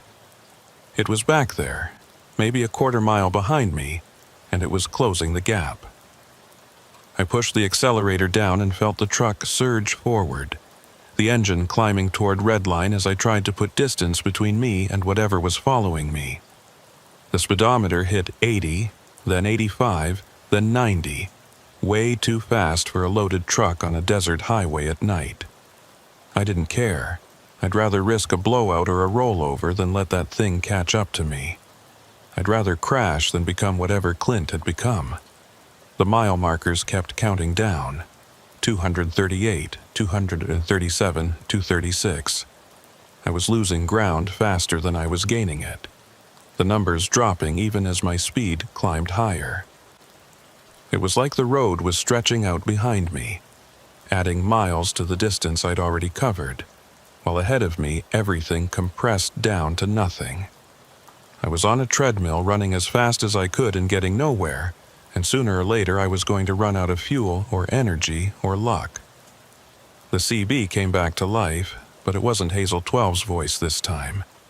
It was a man's voice, one I recognized even after 15 years, one I'd hoped I would never hear again. Gideon. I almost drove off the road. My hands jerked on the wheel and the truck swerved toward the shoulder before I caught it and straightened out. My heart hammering in my chest and my breath coming in short, sharp gasps. "Gideon, can you hear me?" It was Clint. It was Clint Yarborough's voice coming through my radio like he was sitting in the truck right next to me, instead of dead and gone these 15 years. I grabbed the mic with a hand that wouldn't stop shaking and keyed it without knowing what I was going to say. "Clint, is that you?" "It's me, Gideon. I've been waiting for you. I've been out here waiting for so long. Where are you? What happened to you?"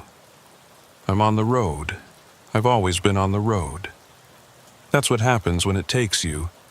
You become part of it, part of the highway, part of the miles. You drive forever and you never get anywhere, and you wait for someone to come along who can hear you. Someone who remembers." I didn't want to believe what he was telling me. I wanted to believe it was a trick, a hallucination, something the road was using to mess with my head and break down my resistance. But it was Clint's voice, Clint's cadence, the same way of talking I remembered from all those nights we'd spent in the cab together, sharing stories and jokes and the quiet companionship that comes from driving the same miles with the same person year after year. "I looked for you," I said. "That night, when you disappeared, I searched everywhere. I called your name until I couldn't talk anymore. Why didn't you answer me?" I couldn't. I was already gone by then, already part of the road. I tried to reach you, tried to let you know what had happened, but you couldn't hear me. No one could hear me until you came back here, until you drove into the place where the markers disappear. That's where we are, Gideon. That's where all of us are, everyone who's been taken. The place between the miles. The darkness in my mirror was closer now. I could see it taking shape, resolving into the outline of a truck. A cab, a trailer, all of it black and lightless, running me down like a predator closing in for the kill. I pushed the accelerator harder, but there was nowhere left to go. The engine was already maxed out, the truck was already shaking with the effort of maintaining this speed, and the thing behind me was still gaining. "Is that you back there?" I asked. "Is that your truck?" "No, that's something else. That's the thing that takes us, the thing that brings us into the road. I don't know what it is, Gideon. I don't know where it comes from. I just know that when it catches you, you become like me. You become part of the highway, and you never leave. How do I stop it? How do I get away?" Clint was quiet for a moment, and when he spoke again his voice was sad, resigned. The voice of someone who'd given up hope a long time ago. "I don't know if you can. I don't know if anyone can, once it starts following you. But there might be a way. There's a marker up ahead, mile 217.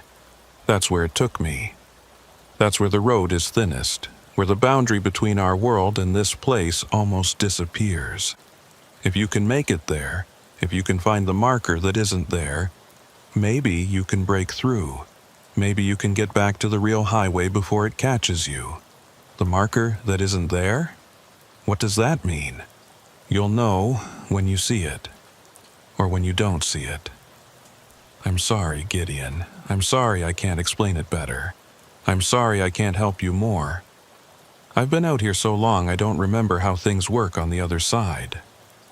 The mile markers kept counting down.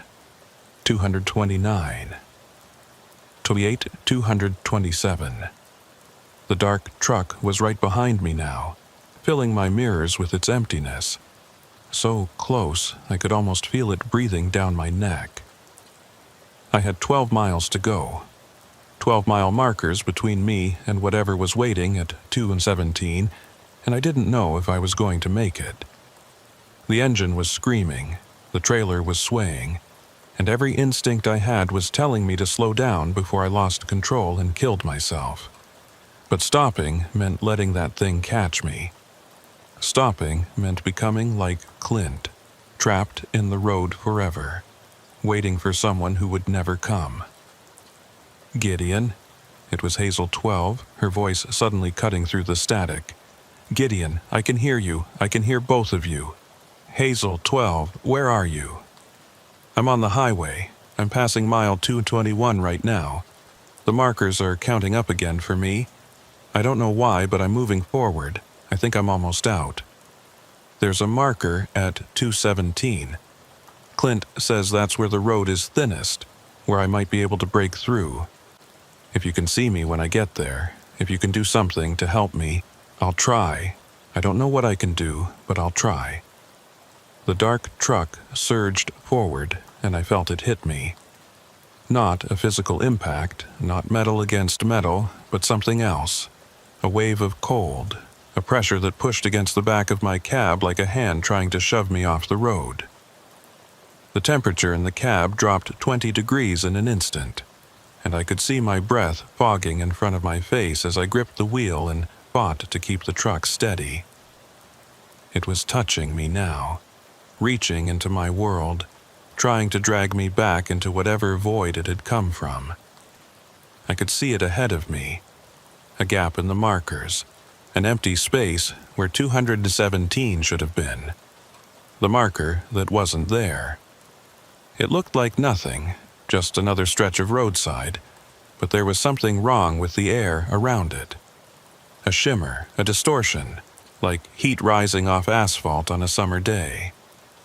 That was the boundary Clint had talked about, the thin place where the road opened up and let things through from the other side. The dark truck hit me again, harder this time, and I felt something crack in the back of my mind. A memory surfacing, a moment I'd forgotten. Clint standing on the shoulder of the highway 15 years ago, looking back at me with an expression I didn't understand. Had I seen him that night? Had I watched him walk toward the marker that wasn't there and disappear into the shimmer, and then forgotten about it the same way I'd forgotten the mile markers and the static on the radio? Gideon, I can see you. Hazel the 12's voice was clear now, strong, cutting through the static like a beacon.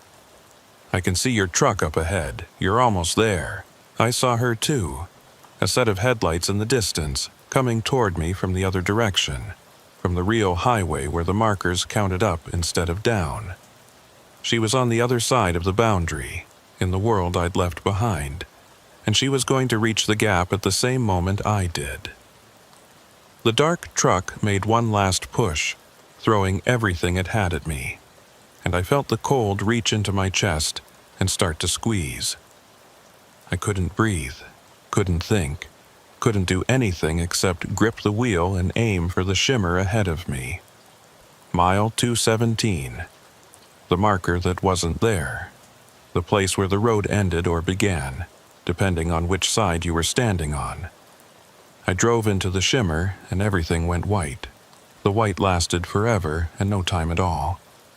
I don't know how to describe what it felt like to pass through that shimmer. It wasn't like driving through fog or rain or any kind of weather I'd experienced in 19 years on the road. It was more like the world itself had been erased, replaced by a blank space where nothing existed except the vibration of my engine and the pressure of my hands on the wheel. I couldn't see the road, couldn't see the desert, couldn't see anything except that featureless white that seemed to go on forever in every direction. And then it ended. I came out of the shimmer like waking up from a dream, the world snapping back into focus around me with a sudden jarring clarity.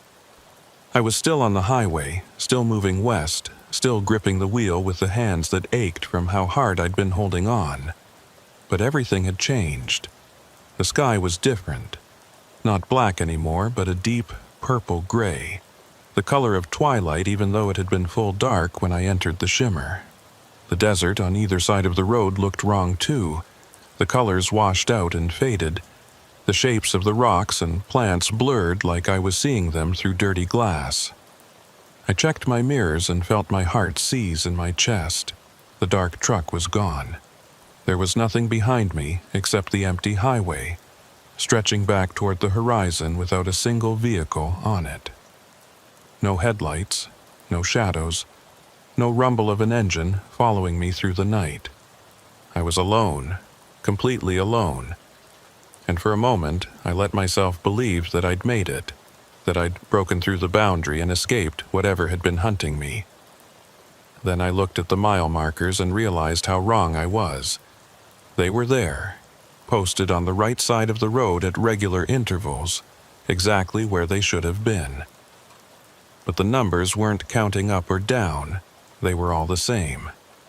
Every single marker I passed said 217, mile 2teen, mile 2teen, mile 2teen, repeating over and over like a broken record, like a loop that had no beginning and no end. I'd driven through the shimmer and come out on the other side, but I hadn't escaped. I'd gone deeper. I was in the place between the miles now, the void that Clint had described. The nowhere space where the road kept going but never got anywhere. I kept driving because I didn't know what else to do. The highway stretched out ahead of me, straight and flat and endless, passing through a landscape that looked like the desert I knew, but felt fundamentally different. The colors were wrong. The proportions were wrong. Even the quality of the light was wrong. Too flat, too even, without any of the depth and variation that came from a real sun in a real sky. It was like driving through a photograph of the desert instead of the desert itself, a two-dimensional representation of something that should have been three-dimensional. The CB crackled, and Clint's voice came through. "You made it. I wasn't sure you would." I grabbed the mic, anger flaring in my chest alongside the fear. "Made it where, Clint? Where the hell am I?"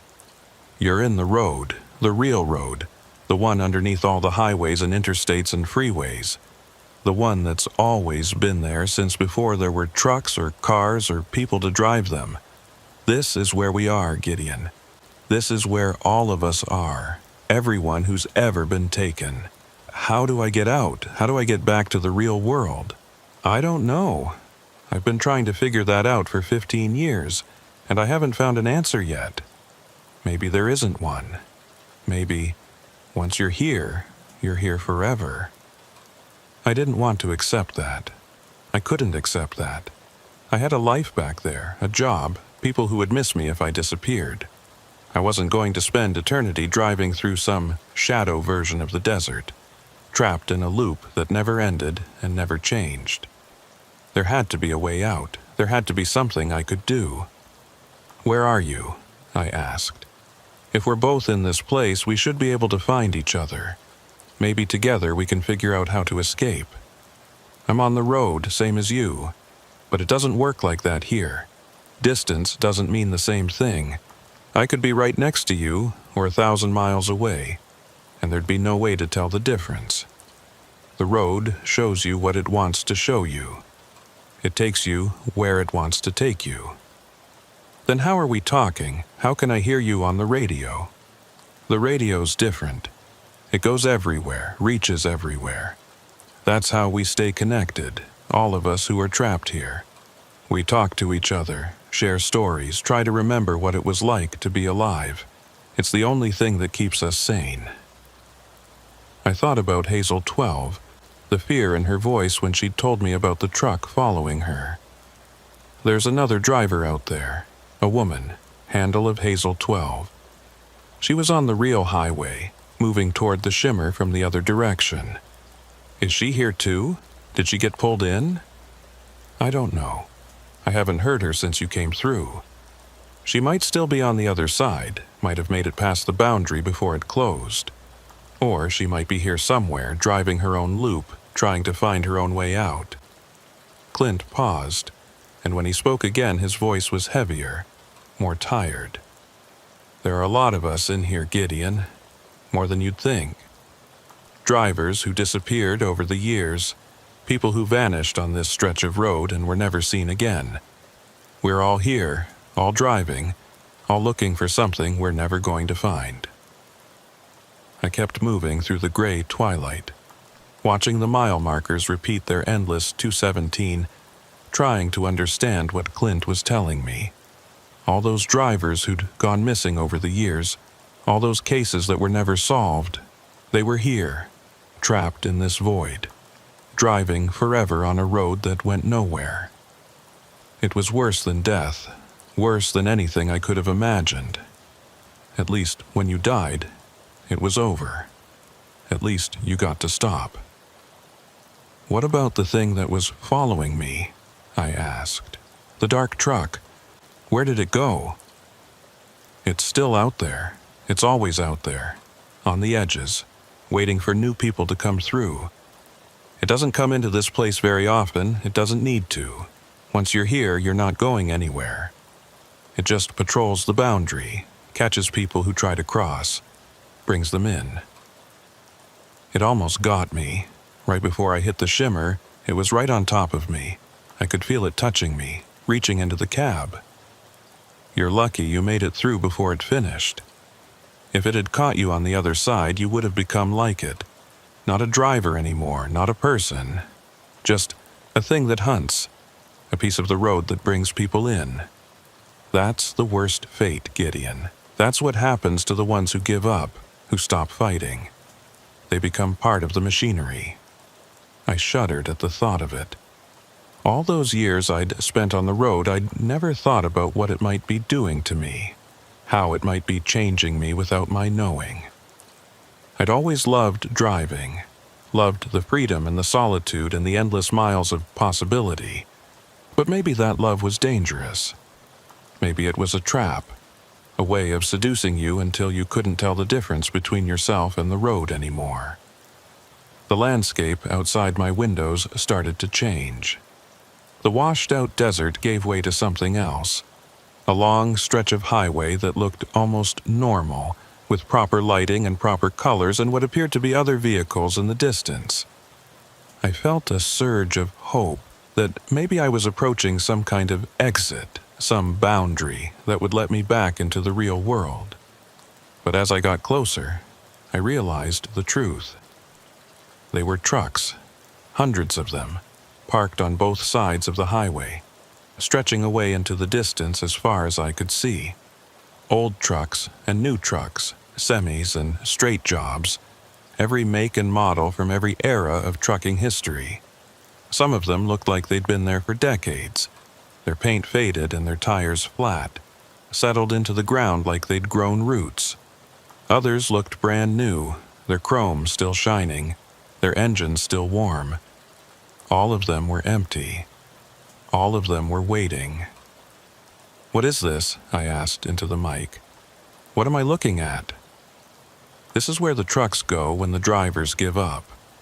When you stop fighting, when you accept that you're never going to get out, you park here and you let go. Your truck stays, but you, the part of you that's still human, you fade away. You become part of the road, part of the nothing that fills in all the spaces. It's not painful, from what I've heard. It's just empty. You stop being you, and you start being everything else. I drove past the rows of parked trucks, feeling their emptiness pressing against me from both sides. I recognized some of the models from my early years in the industry, Freightliners and Kenworths from the 80s and 90s, trucks I hadn't seen on the road in years. Their drivers were gone, absorbed into the void, leaving nothing behind except metal and rubber and the faint echo of lives that used to be. Is this what's going to happen to me? I asked. Am I going to end up like them? Not if you keep fighting. Not if you refuse to give up. That's the only way to survive in here, Gideon. You have to keep driving, keep looking for a way out, even when it feels hopeless. The moment you stop, the moment you accept that this is forever, that's when you start to fade. I thought about what he was saying, about the strength it would take to keep going day after day, year after year, with no hope of escape and no end in sight. I didn't know if I had that kind of strength. I didn't know if anyone did. 15 years Clint had been in here. 15 years of driving in circles and talking to ghosts, and he was still holding on. That was something. That was more than I would have expected from anyone. How do you do it? I asked him. How do you keep going after all this time? I think about the people I left behind. My wife, my kids, all the people who never knew what happened to me. I think about how much they must have suffered, not knowing if I was alive or dead. And I tell myself that I owe it to them to keep trying.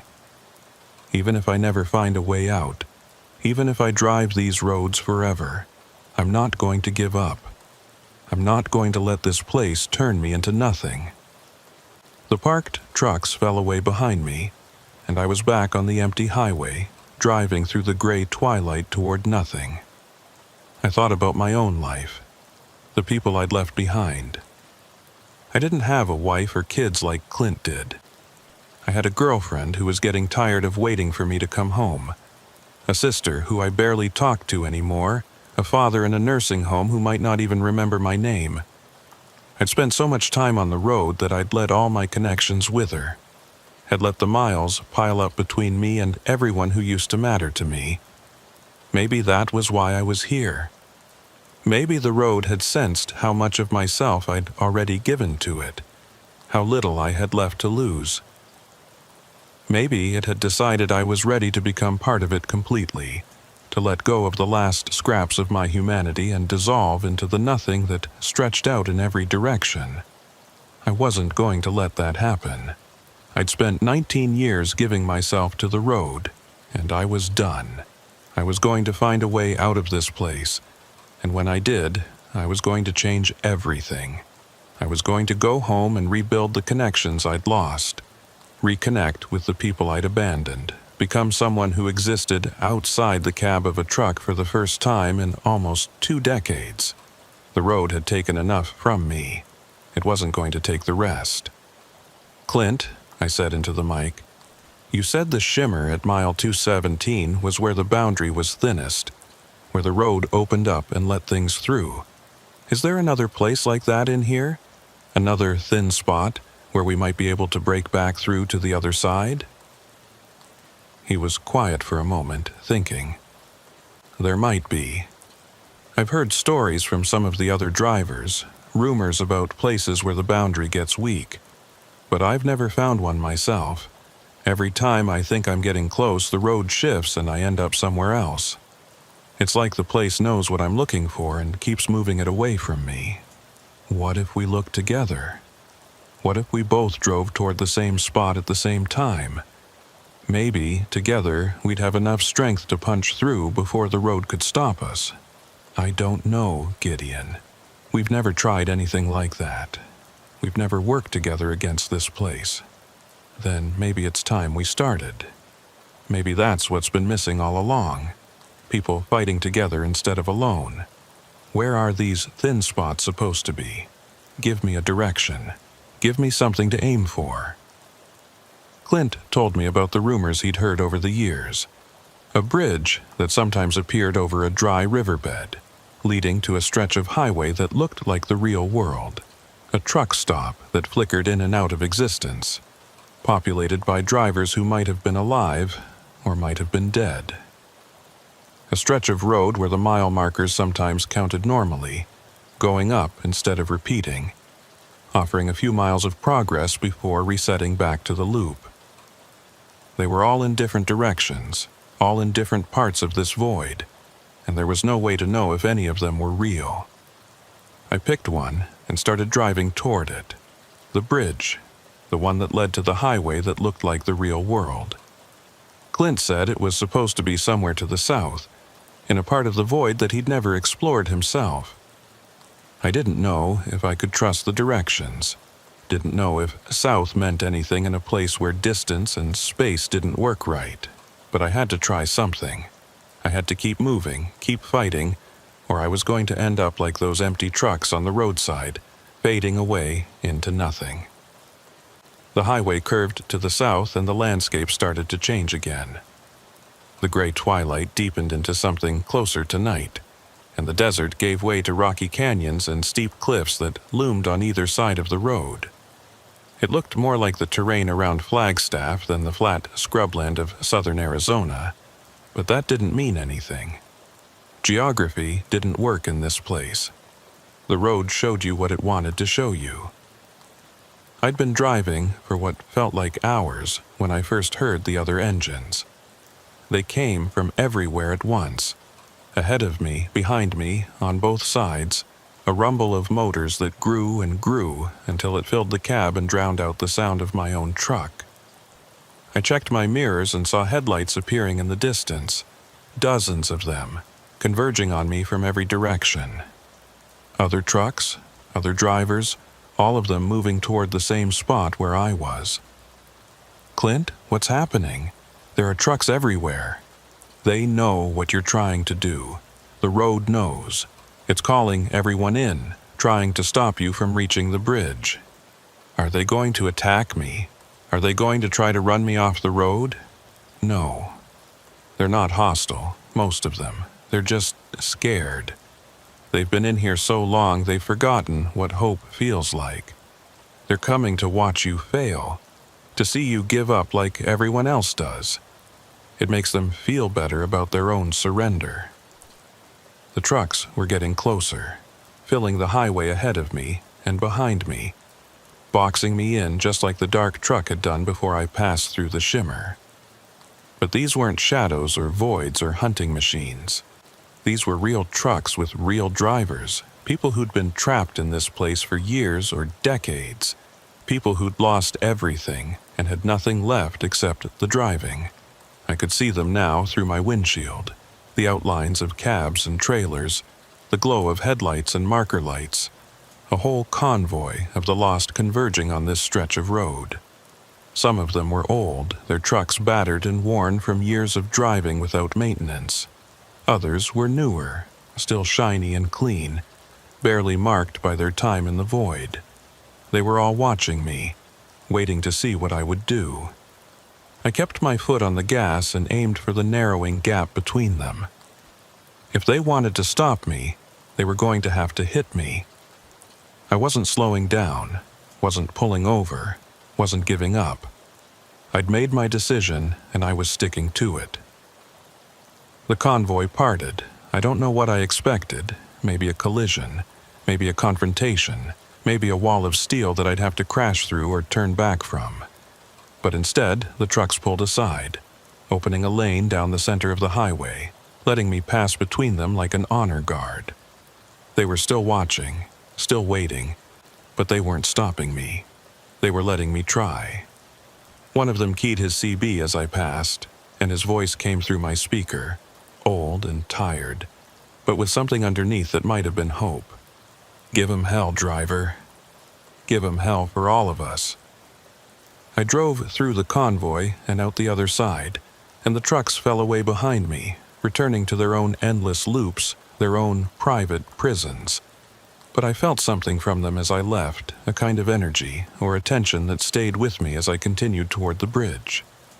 They were with me now, all of them, watching to see if I could do what none of them had been able to do, watching to see if there was really a way out. The road climbed into the mountains, winding through passes and switchbacks that would have been treacherous in a loaded truck. But I wasn't loaded anymore.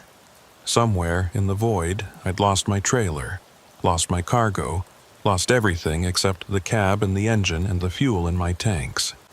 I was lighter than I'd been in years, more maneuverable, able to take the curves faster than I would have dared on the real highway. Maybe that was an advantage. Maybe the road had taken something from me, but given me something in return. I came around a blind corner and saw it. The bridge. It stretched across a deep canyon, a steel and concrete structure that looked like it had been built in the 1950s and never updated since. The style was old, the materials were old, even the faded paint on the support beams looked like it belonged to another era. But it was real. More real than anything else I'd seen since entering the void. More solid and present and three-dimensional. This was the thin spot Clint had told me about. The place where the boundary between the void and the real world grew weak. And on the other side of the bridge, I could see it. The highway. The real highway, with proper mile markers and proper lighting, and the distant glow of what might have been a town or a truck stop somewhere on the horizon.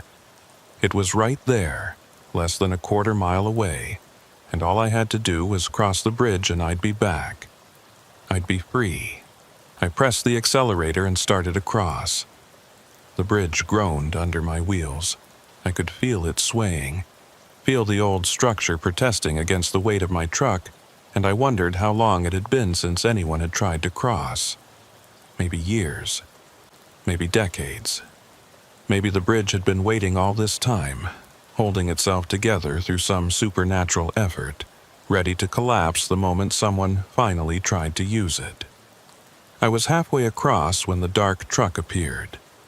It came out of nowhere, materializing on the bridge ahead of me, blocking my path to the other side. No lights, no sound, just that void of darkness that was blacker than anything natural, shaped like a truck but empty of everything that made a truck real. It had been waiting for me. It had known I would come here, known I would try to cross, and it had positioned itself to stop me. I hit the brakes and felt the cab shudder as the truck slowed, the bridge swaying harder now with the sudden shift in momentum. The dark truck didn't move, didn't react, just sat there in the middle of the span, daring me to try and get past. "Clint," I said into the mic, "the dark truck is here. It's on the bridge. It's blocking my way. I know, I can see it." His voice was different now, closer, and when I looked in my mirrors I saw another set of headlights coming up behind me. Clint's truck, emerging from the void, crossing onto the bridge. "I'm coming, Gideon. I'm not going to let you face it alone." He pulled up beside me, and for the first time in 15 years I saw Clint Yarborough in the flesh. He looked older than I remembered, worn down by years of driving without rest, but his eyes were still the same, sharp, determined, alive. He wasn't a ghost, wasn't a memory. He was still a person, still fighting, still refusing to give in. "We go together," he said through the open window of his cab. "We hit it at the same time, from both sides. Maybe together we're strong enough to punch through. And if we're not—" He smiled, and there was something fierce in it, something that had been missing from his voice on the radio. "Then at least we tried. At least we went down fighting instead of fading away." I looked at the dark truck blocking our path, at the highway waiting on the other side of the bridge, at Clint beside me with his hands on his wheel and his foot on his accelerator. I thought about all the drivers back in the void, watching us, waiting to see what would happen. I thought about Hazel 12 wherever she was, hoping we'd find a way through. "Together," I said. We floored it. The bridge screamed beneath us as we accelerated side by side, our engines roaring in unison, our trucks building speed as we hurtled toward the darkness blocking our path. The dark truck didn't move.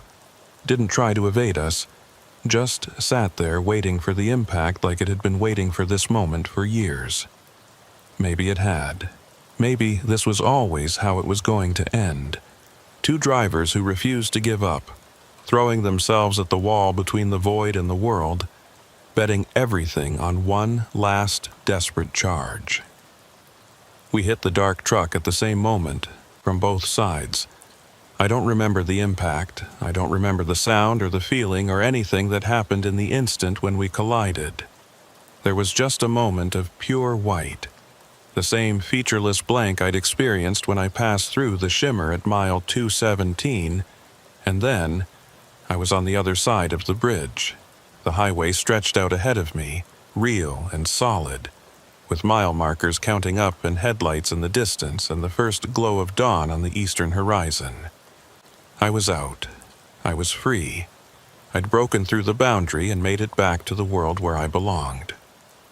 I pulled over to the shoulder and stopped the truck, my hands shaking so badly I could barely set the brake. I sat there for a long time, staring out the windshield at the road, waiting for it to disappear, waiting for the void to reach out and drag me back. But it didn't. The highway stayed solid, the dawn kept brightening, and the world remained exactly as it should be. I grabbed the mic and keyed it with trembling fingers. "Clint? Clint, are you there? Did you make it?" Static, silence. The empty hiss of a radio that had no one on the other end. I called his name again and again, cycling through channels searching for any sign that he'd come through with me. But there was nothing. Clint was gone, still trapped in the void, sacrificed to the impact that had broken me free. He'd given me my escape and paid for it with his own, staying behind so that I could get through. I sat on the shoulder of the highway and watched the sun come up, and I thought about Clint Yarborough, who had been my partner and my friend, who had been trapped in the road for 15 years and had used his one chance at freedom to save someone else. I thought about all the drivers still in there, still circling, still hoping for a way out that might never come. I thought about Hazel 12, wherever she was, and hoped that she had made it, that she was out there somewhere on the real highway, driving toward home. And I thought about the road, the real road underneath all the highways, the hungry thing that waited in the spaces between the miles. It was still there. It would always be there. And sooner or later, it would find someone else. I put the truck in gear and pulled back onto the highway, heading west toward Tucson. I had a delivery to make, a job to finish, a life to start over. But I knew I would never forget what I'd seen in the void, what I'd lost there, what I'd learned about the road and the price it demanded from the people who drove it. The mile markers counted up as I drove, 218, 219, 220, and I watched each one pass with a gratitude I'd never felt before. They were just numbers on signs, just pieces of metal on the roadside, but they meant I was moving forward, making progress, going somewhere instead of nowhere. They meant I was free, but I couldn't stop thinking about Clint, about the look on his face when we hit the accelerator and charged the dark truck together. He'd smiled, he'd looked happy for the first time since I'd heard his voice on the radio. Maybe that was worth something. Maybe, in a way, he'd gotten what he wanted. Maybe we both had. I made my delivery in Tucson 3 hours late. The distribution center manager wasn't happy about it, gave me a lecture about schedules and contracts and the importance of reliability in the freight industry. I stood there and took it, nodding at the right moments, saying the right things to smooth over the situation. But I wasn't really listening. I was thinking about Clint, about the void, about everything I'd seen and done in the hours since I'd lost my mile markers on a dark stretch of I-10. The manager's complaints seemed very small and very far away, like they belonged to a world I'd left behind and wasn't sure I could find my way back to. When he finally let me go, I drove to a truck stop on the outskirts of town and parked in the back row where it was quiet. I sat in my cab for a long time, staring out the windshield at nothing, trying to process what had happened. I'd been in the void. I'd seen the place where drivers went when the road took them, seen the trucks they left behind when they gave up, seen the boundary between that world and this one. I'd watched Clint sacrifice himself to get me through, staying behind in the darkness so that I could come back to the light. It was too much to absorb, too much to make sense of. I felt like I'd been gone for years instead of hours, like the person who'd left El Paso the night before was someone I barely remembered. I thought about calling someone, my girlfriend, my sister, maybe even my dispatcher, to tell him I needed some time off. But I didn't know what I would say to any of them, didn't know how to explain what I'd been through in a way that wouldn't make me sound crazy. So I just sat there, watching the other trucks come and go, listening to the sounds of the truck stop around me, trying to convince myself that I was really back, that the void hadn't followed me through the shimmer, and wasn't waiting just around the corner to pull me in again. Around noon, I finally got out of the cab and walked into the truck stop to get some food. I wasn't hungry, but I needed to do something normal, something that would anchor me to the real world and remind me what ordinary life felt like. I ordered a sandwich and a cup of coffee at the counter and sat down in a booth by the window, watching the parking lot and the highway beyond it. The mile markers were visible from where I sat. Green signs with white numbers, counting up as they should, marking the distance between here and everywhere else. They looked solid and permanent, like they'd always been there and always would be. But I knew better now. I knew how easily they could disappear. I was halfway through my sandwich when I heard it. A voice on the truck stop's CB radio, the one they kept behind the counter so drivers could listen to the chatter while they ate. It was faint, broken up by static, but I recognized it immediately. I'd heard it too many times in the last 12 hours to ever forget it. "Anyone copy? This is Hazel 12. Can anyone hear me?" I dropped my sandwich and ran to the counter, pushing past a startled waitress to get to the radio. The clerk behind the register looked at me like I was crazy, but I didn't care. I grabbed the mic and keyed it, my heart pounding in my chest. "Hazel 12, this is Rames. I copy you. Where are you? Are you okay?" The static crackled and hissed, and for a long moment there was nothing. Then her voice came back, clearer this time, strong enough that I could hear the relief in it. "Rames, oh thank God. I thought I was alone out here. I thought everyone was gone. Where are you? Did you make it through? Are you on the real highway? I don't know. I think so. The markers are counting up again, and I can see other trucks on the road. But I can't find anyone to talk to.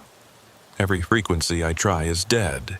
You're the first voice I've heard in I don't know how long. Hours, maybe. It feels like days."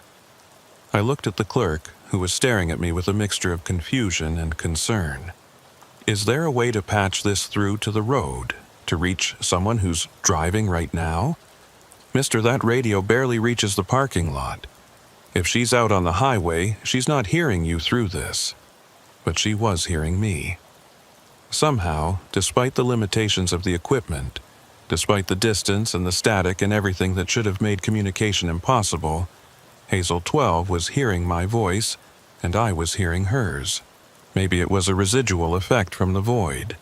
Some connection that had been forged when we were both trapped in that place between the miles.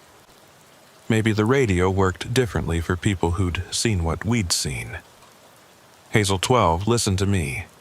I'm at a truck stop in Tucson, south side of town, right off the interstate. Can you get here? Can you find your way to this location?" "I think so. I'm westbound on I-10, maybe an hour out. I'll look for your truck in the lot. I'll be here. I'm not going anywhere until you arrive." The static swelled and her voice disappeared, lost in the noise. But she'd heard me and she was coming. Another driver who'd been in the void, another survivor who'd made it back to the real world. I wasn't alone in this, whatever came next. I wasn't going to face it alone. I went back to my booth and finished my coffee, watching the highway through the window. The waitress came by to ask if I wanted anything else, and I ordered another cup just to have something to do with my hands. The minutes crawled by, each one feeling longer than the last, and I kept looking at the entrance to the parking lot, waiting for a truck to turn in, waiting for Hazel 12 to appear. She arrived just over an hour later, a blue Peterbilt 579 with a refrigerated trailer, pulling into the lot and parking in the first available spot. I was out of the booth and through the door before she'd even set her brake, crossing the parking lot at a half run, needing to see her, needing to confirm that she was real and that I wasn't imagining things. She climbed down from her cab as I approached, a woman in her 40s with short dark hair and tired eyes, wearing jeans and a flannel shirt that looked like she'd been sleeping in it. She looked at me for a long moment, and I could see in her face the same shell-shocked expression I'd been wearing all morning. The same look of someone who'd been through something impossible and was still trying to make sense of it. "Rames?" she asked. "That's me. You're Hazel 12? "Alma Vasquez. Hazel 12 is just my handle." She held out her hand and I shook it. Her grip was firm, solid, real. "You made it out. I wasn't sure anyone did. I made it out, barely. There was another driver in there with me, someone I used to know. He helped me get through the boundary. He didn't make it himself." Alma's face tightened with sympathy. "I'm sorry. I heard you talking to him on the radio. Before I lost the signal, he sounded like a good man. He was. He was the best partner I ever had." We stood there in the parking lot, two strangers who'd been through something together that no one else would ever understand. I wanted to ask her everything, what she'd seen in the void, how she'd found her way out, whether she'd encountered the dark truck or the convoy of lost drivers or any of the other things I'd experienced. But I didn't know where to start, didn't know how to put any of it into words. So I just asked her if she wanted to get some coffee, and she said yes, and we walked into the truck stop together like it was the most normal thing in the world. We sat in a booth in the back, away from the other customers, and we talked for 3 hours. Alma told me her story, how she'd been running a load of produce from California to Texas when the mile markers started disappearing, how she'd heard my voice on the radio and realized she wasn't alone, how she'd been heading toward the shimmer at mile 217 when she saw me approaching from the other direction. She said she'd tried to reach me, tried to do something to help, but the boundary had closed before she could get there. She'd been thrown back onto the real highway, the markers counting up again, the void sealed behind her like it had never existed. "I thought you were gone," she said. "I thought the road had taken you and I'd never know what happened. I've been driving in circles for hours, trying to find someone to talk to, trying to figure out if any of it was real. When I heard your voice on the radio," she shook her head, "it was the best thing I've ever heard." I told her my story too, everything that had happened from the moment I lost my markers to the moment I came out on the other side of the bridge. I told her about Clint, about the void and the empty trucks and the convoy of lost drivers. I told her about the dark truck, about how it had tried to stop us at the boundary and how Clint had sacrificed himself to break us through. She listened without interrupting, her coffee growing cold in front of her, her eyes never leaving my face. When I finished, she was quiet for a long time. Then she said, "What do we do now? How do we go back to normal life after something like this?" It was a good question, and I didn't have a good answer. I'd been asking myself the same thing since I pulled off the highway that morning, and I still didn't know. The void was real. The road was hungry. There were drivers trapped in that place between the miles, driving forever, waiting for someone to find a way to free them. How did you go back to hauling freight and paying bills and worrying about schedules when you knew something like that existed? How did you pretend the world was normal when you'd seen what was underneath it? I don't know, I told her honestly. But I know we can't just forget about it. We can't pretend it didn't happen and go on with our lives. There are people in there, Alma. Drivers who've been trapped for years, decades, waiting for someone to help them. Clint gave his life to get me out. I owe it to him to do something with that. What can we do? We barely made it out ourselves. We don't know how the void works, don't know how to find the boundaries or open them up. We're just two drivers. What can we possibly do against something like that? We can start by finding others, other drivers who've been in the void and made it back, other people who know what's out there. We can share information, compare experiences, try to figure out how the road works and how to fight it. We can't be the only ones this has happened to. There have to be others. Alma looked skeptical, but I could see something else in her eyes too, a spark of interest, maybe even hope. She'd been through the same thing I had, seen the same horrors, felt the same despair. And like me, she'd survived. She'd come back with knowledge that most people didn't have, an understanding of the road that could be used to help others. Maybe that was why we'd made it out when so many hadn't. Maybe we were supposed to do something with what we'd learned. Where would we even start? She asked. How do you find people who've been to a place that doesn't exist? The same way I found you. The radio. The trucking community. Word of mouth at truck stops and rest areas. Drivers talk to each other, share stories, pass along warnings about dangerous stretches of road. If there are others out there who've experienced what we experienced, someone will know about them. She thought about it for a moment, then nodded slowly. Okay, I'm not saying I'm in, but I'm not saying I'm out either. Let's see what we can find. Let's see if there's anyone else out there who knows what we know. We exchanged phone numbers and promised to stay in touch, and then Alma went back to her truck to get some sleep before continuing her run to Texas. I watched her drive out of the parking lot, her taillights disappearing into the flow of traffic on the interstate, and I felt something I hadn't felt since before the void. Something like purpose. I didn't leave Tucson that day. Instead, I got a motel room near the truck stop and spent the afternoon and evening making phone calls, reaching out to everyone I knew in the trucking industry. I called other drivers I'd worked with over the years, dispatchers and mechanics and truck stop owners, anyone who might have heard stories about the void, or the missing mile markers, or the dark truck that hunted drivers in the empty places. Most of them thought I was crazy, or playing some kind of joke, or maybe having a breakdown from too many hours on the road. But a few of them got quiet when I described what I'd experienced. A few of them said they'd heard things, seen things, knew people who'd had similar encounters. I wrote down every name and number they gave me, building a list of potential contacts, people who might have knowledge that could help me understand what I was dealing with. It wasn't much, a handful of names scattered across the Southwest, most of them probably dead ends or misunderstandings, but it was a start.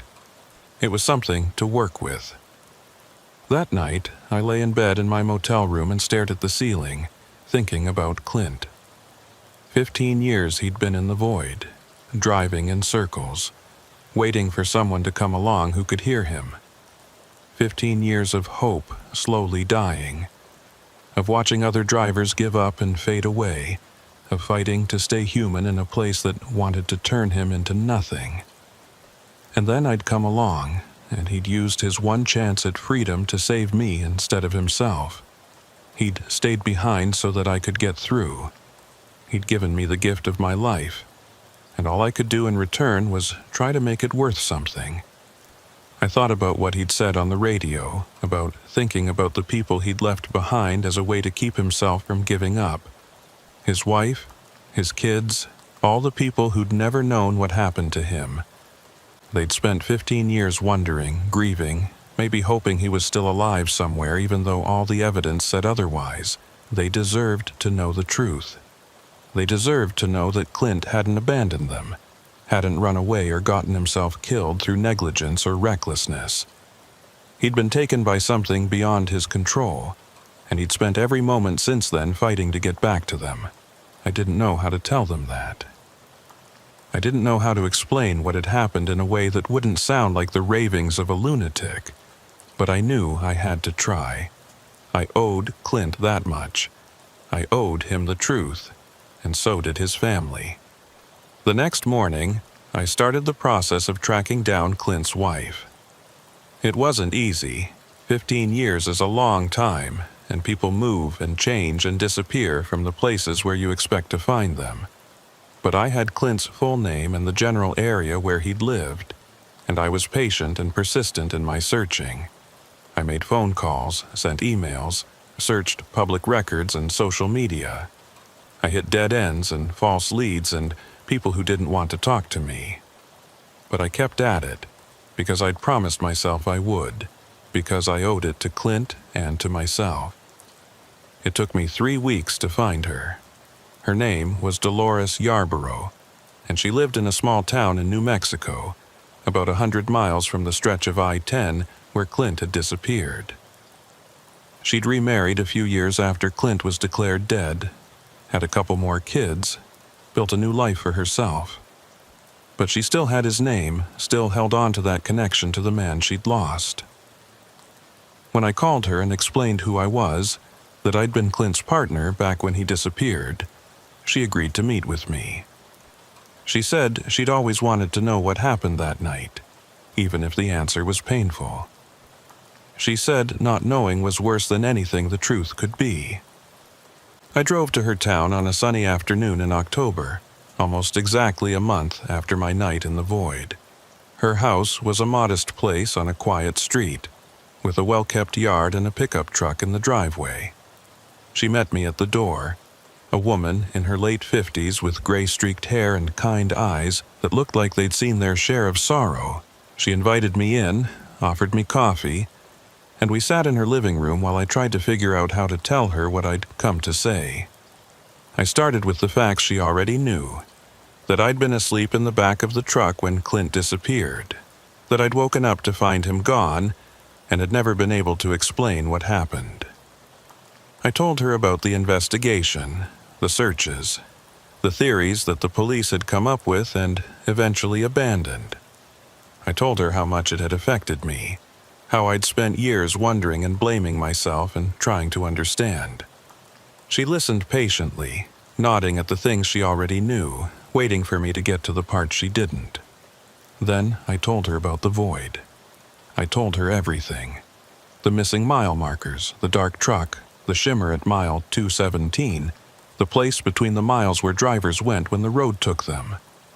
I told her about hearing Clint's voice on the radio, about finding him in the void after 15 years, about learning that he'd been there the whole time, fighting to stay human, refusing to give up.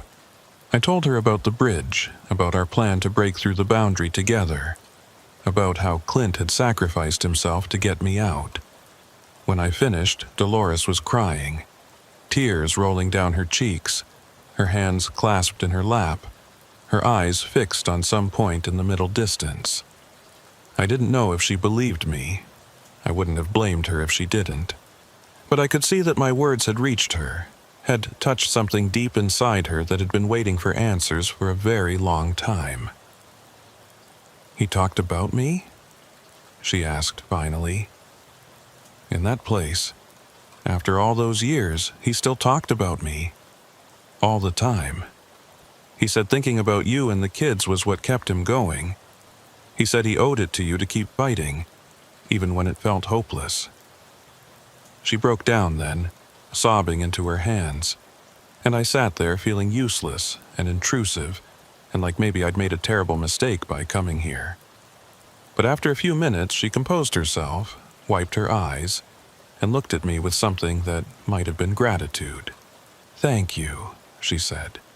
"Thank you for telling me. I know it sounds crazy, and I don't know if I believe all of it, but thank you. At least now I know he didn't leave us on purpose. At least now I know he was thinking about us at the end." "He wasn't at the end," I said. "He's still in there, still driving. The void doesn't kill you, it just traps you. Clint's still fighting Dolores.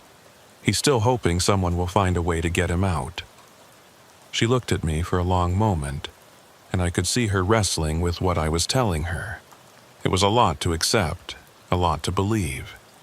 The idea that her first husband was still alive, still conscious, still existing in some impossible place between the mile markers of an Arizona highway.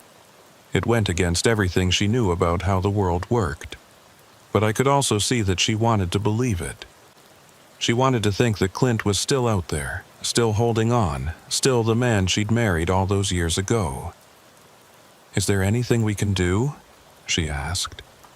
"Is there any way to help him?" "I don't know. But I'm going to find out. I'm going to learn everything I can about the void and how it works, and I'm going to find a way to get people out. Clint saved my life. I'm not going to give up on him." She reached out and took my hand, squeezing it hard. "Find him," she said. "Please. If there's any way to bring him back, find him." I promised her I would try. I drove back to Tucson that night, thinking about Dolores and Clint and all the years they'd lost. Thinking about the void and the drivers trapped inside it. The empty trucks and the fading souls and the dark thing that hunted the boundaries. Thinking about Alma and the list of names I'd gathered, all the people who might have knowledge or experience that could help me understand what I was fighting against. I called Alma when I got back to my motel room and told her about my visit with Dolores. She listened quietly, and when I finished she said she'd been doing some research of her own. She'd found a few more names, a few more leads, people who claimed to have had experiences similar to ours. She said she was starting to believe that we might actually be able to do something, might actually be able to make a difference. "There's something else," she said. "I've been going through old trucking forums and message boards, looking for posts about the void or the missing mile markers. Most of it's nonsense. Urban legends and creepypastas and people making stuff up for attention. But I found something that looks real. A post from about 10 years ago, from a driver who claimed he'd been in the void and made it out. He said he'd found a way to communicate with the drivers inside, a way to send messages back and forth across the boundary. Did he say how? No. The post was incomplete. It looked like he'd started to explain and then stopped in the middle. But he left a location. A mile marker on I-10, not far from where we went in. He said that was where the boundary was weakest, where communication was possible. He said if anyone wanted to learn more, they should go there and listen. I felt something stir in my chest. Hope, maybe, or excitement, or the first hint of a plan coming together. A way to communicate with the void, a way to reach Clint and the others, to let them know they hadn't been forgotten. It might not be a way to get them out, but it was something. It was a start. "Where's the mile marker?" I asked. "Mile 217, right where you went in." Of course it was. The marker that wasn't there. The thin place where the boundary between worlds grew weak. It made sense that communication would be possible there, that voices could cross over in a place where everything else did too. "I'm going," I said. "Tonight. I need to know if it's real. I'm coming with you. We started this together. We'll see it through together."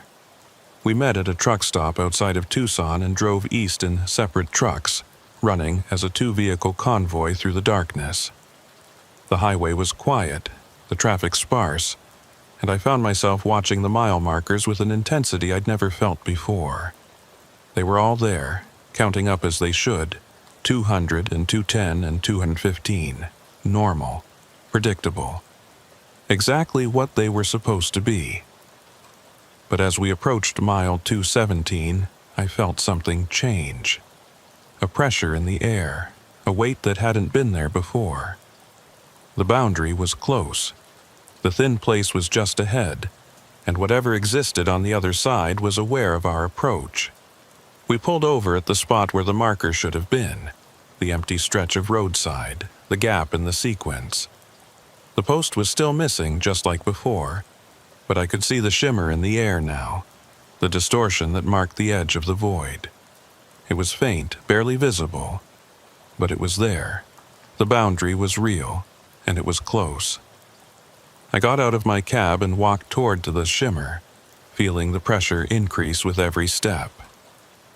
Alma followed behind me, her flashlight beam cutting through the darkness, illuminating nothing but empty desert and the faint ripple of something that shouldn't exist. "What do we do?" she asked. "How do we make contact?" The post said to listen, so let's listen. I pulled out my handheld CB radio and turned it on, scanning through frequencies. Static on every channel just like before, but this time I could hear something underneath it. Voices, faint and distant, like whispers from the bottom of a well. I couldn't make out words, couldn't identify individuals, but they were there. People talking, communicating, existing in a place that shouldn't be possible. I keyed the mic and spoke into the shimmer. "This is Gideon Rames calling any drivers in the void. Can anyone hear me? Come back." The static swelled and shifted, and then, "Gideon?" It was Clint's voice. Faint, broken, but unmistakably him. "Clint, I'm here. I'm at the marker.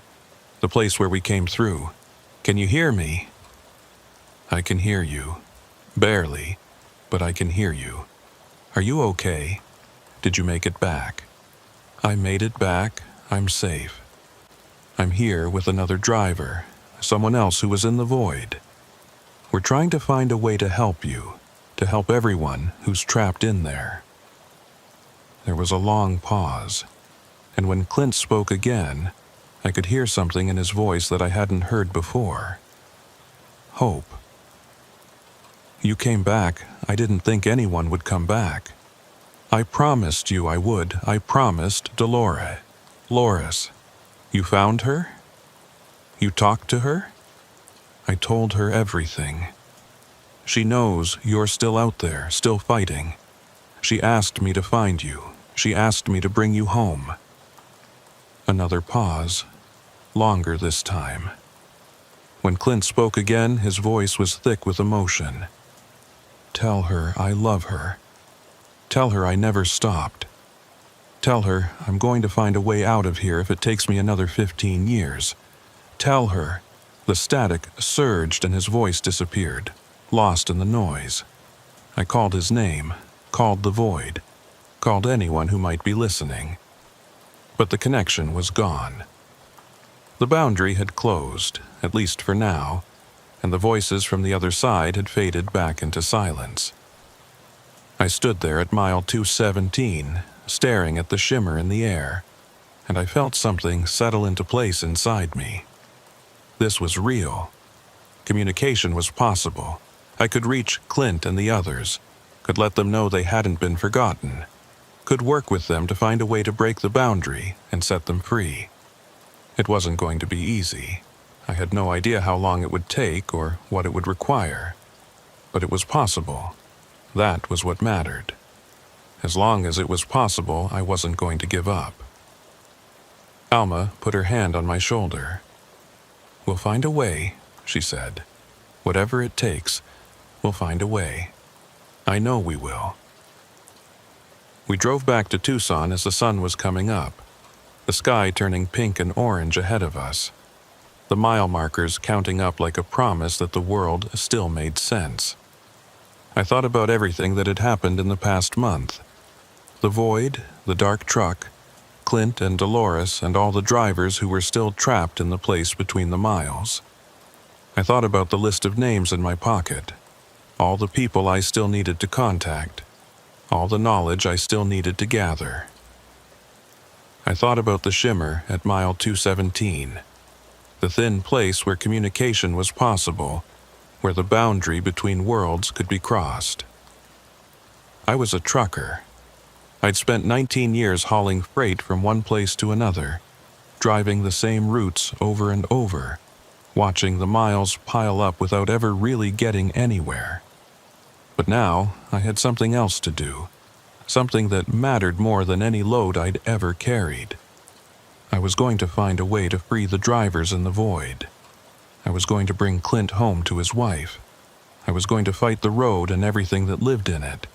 And I wasn't going to stop until I'd won. It's been 6 months since that night at mile 217.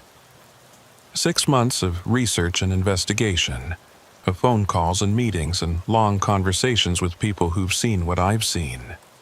I've found others like me and Alma, drivers who've been in the void and made it back, people who know the truth about the road and are willing to fight against it.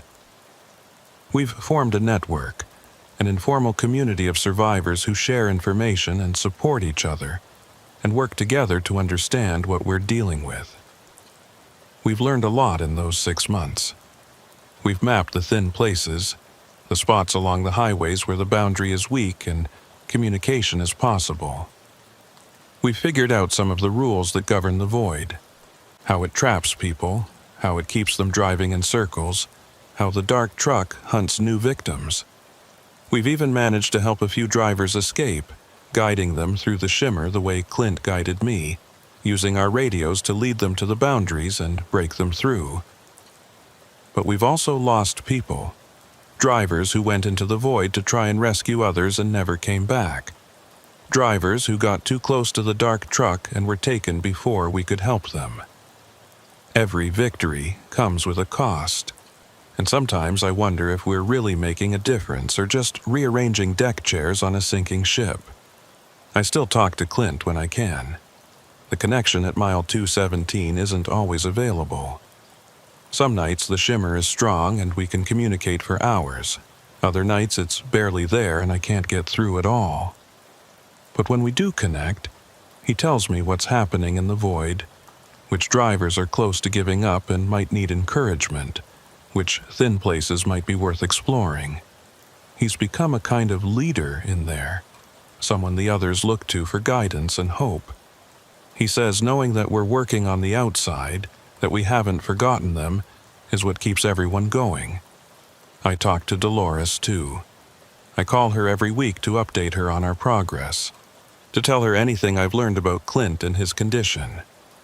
She's become a kind of partner in this work, helping me with research and outreach, connecting me with people who might have useful information. She still hopes I'll find a way to bring Clint back to her, and I still promise her that I will. I don't know if that's a promise I can keep, but I'm going to die trying. Alma and I have become close over the past 6 months. Not romantic. We're both too messed up from our experiences for anything like that. But something like family. We drive together when we can, watch out for each other when we're on the road alone, talk each other through the nightmares and the flashbacks and the moments when the weight of what we know becomes too heavy to bear. She understands what I've been through in a way that no one else can, and I understand her the same way. We're bonded by the void, by the thing we survived together, by the work we've committed ourselves to. I'm still driving trucks. I have to make a living somehow, and it's the only skill I've got. But I don't drive the same way I used to. I don't lose myself in the miles anymore. Don't let the road swallow me up the way I did before. I stay alert, stay connected, stay aware of my surroundings and the people in my life. I've rebuilt my relationships with my girlfriend and my sister, started visiting my father more often in his nursing home, made an effort to be present in my life instead of always chasing the next load. The road tried to take me once, and it almost succeeded. I'm not going to give it another chance, but I also know that I'm not safe. None of us are. The void is still out there. The dark truck is still hunting, and every time I drive through a thin place I can feel the boundary pressing against me. looking for a crack it can slip through. I've seen too much to ever feel secure again. I know what's underneath the highway, what's waiting in the spaces between the miles, and I know that sooner or later, it's going to come for me again. Last week, I was driving through southern New Mexico on my way to a pickup in El Paso. It was late at night, the highway was empty, and I was passing through that same stretch of I-10 where everything started, the place where I lost my mile markers and found my way into the void. I was being careful, staying alert, watching for any signs that something was wrong. The mile markers were all there, counting up normally, no gaps or loops or wrong numbers. The radio was working, the traffic was light, everything was exactly as it should be.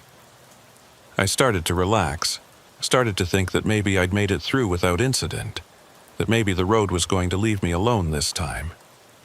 That's when I saw the headlights in my mirror, a single set, sitting about a quarter-mile back, keeping pace with me, not getting closer, not falling behind, just following, the way I'd been followed before, on the night when everything changed. I watched those lights for a long time, waiting to see if they would do anything, waiting to see if the dark truck had found me again. But they just stayed there, steady and patient, matching my speed and my movements like a shadow that had learned to drive. I picked up my radio and keyed the mic. "This is Rames, westbound on I-10. I've got a vehicle on my tail. Anyone else seeing this?" Static. Silence. And then faint but clear, a voice I didn't recognize. "Keep your lane, driver. You're not alone." I felt the words hit me like a punch to the chest. The same message I'd heard in the void, the same phrase Clint had used to guide me through the darkness. It was a warning, or a welcome, or something in between, a reminder that the road was always watching, and that I was never as free as I thought I was. I drove the rest of the way to El Paso with those headlights behind me, never getting closer, never falling back.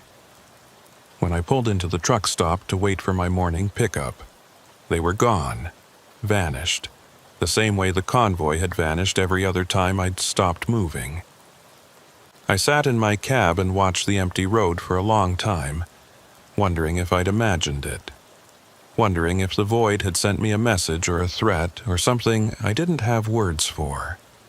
I don't know what it means. I don't know if the road is coming for me again, or just reminding me that it can any time it wants. But I know that I'm not going to run from it. I'm not going to hide or pretend or give up the work I've committed myself to. I'm going to keep driving, keep fighting, keep trying to free the people who are trapped in the void.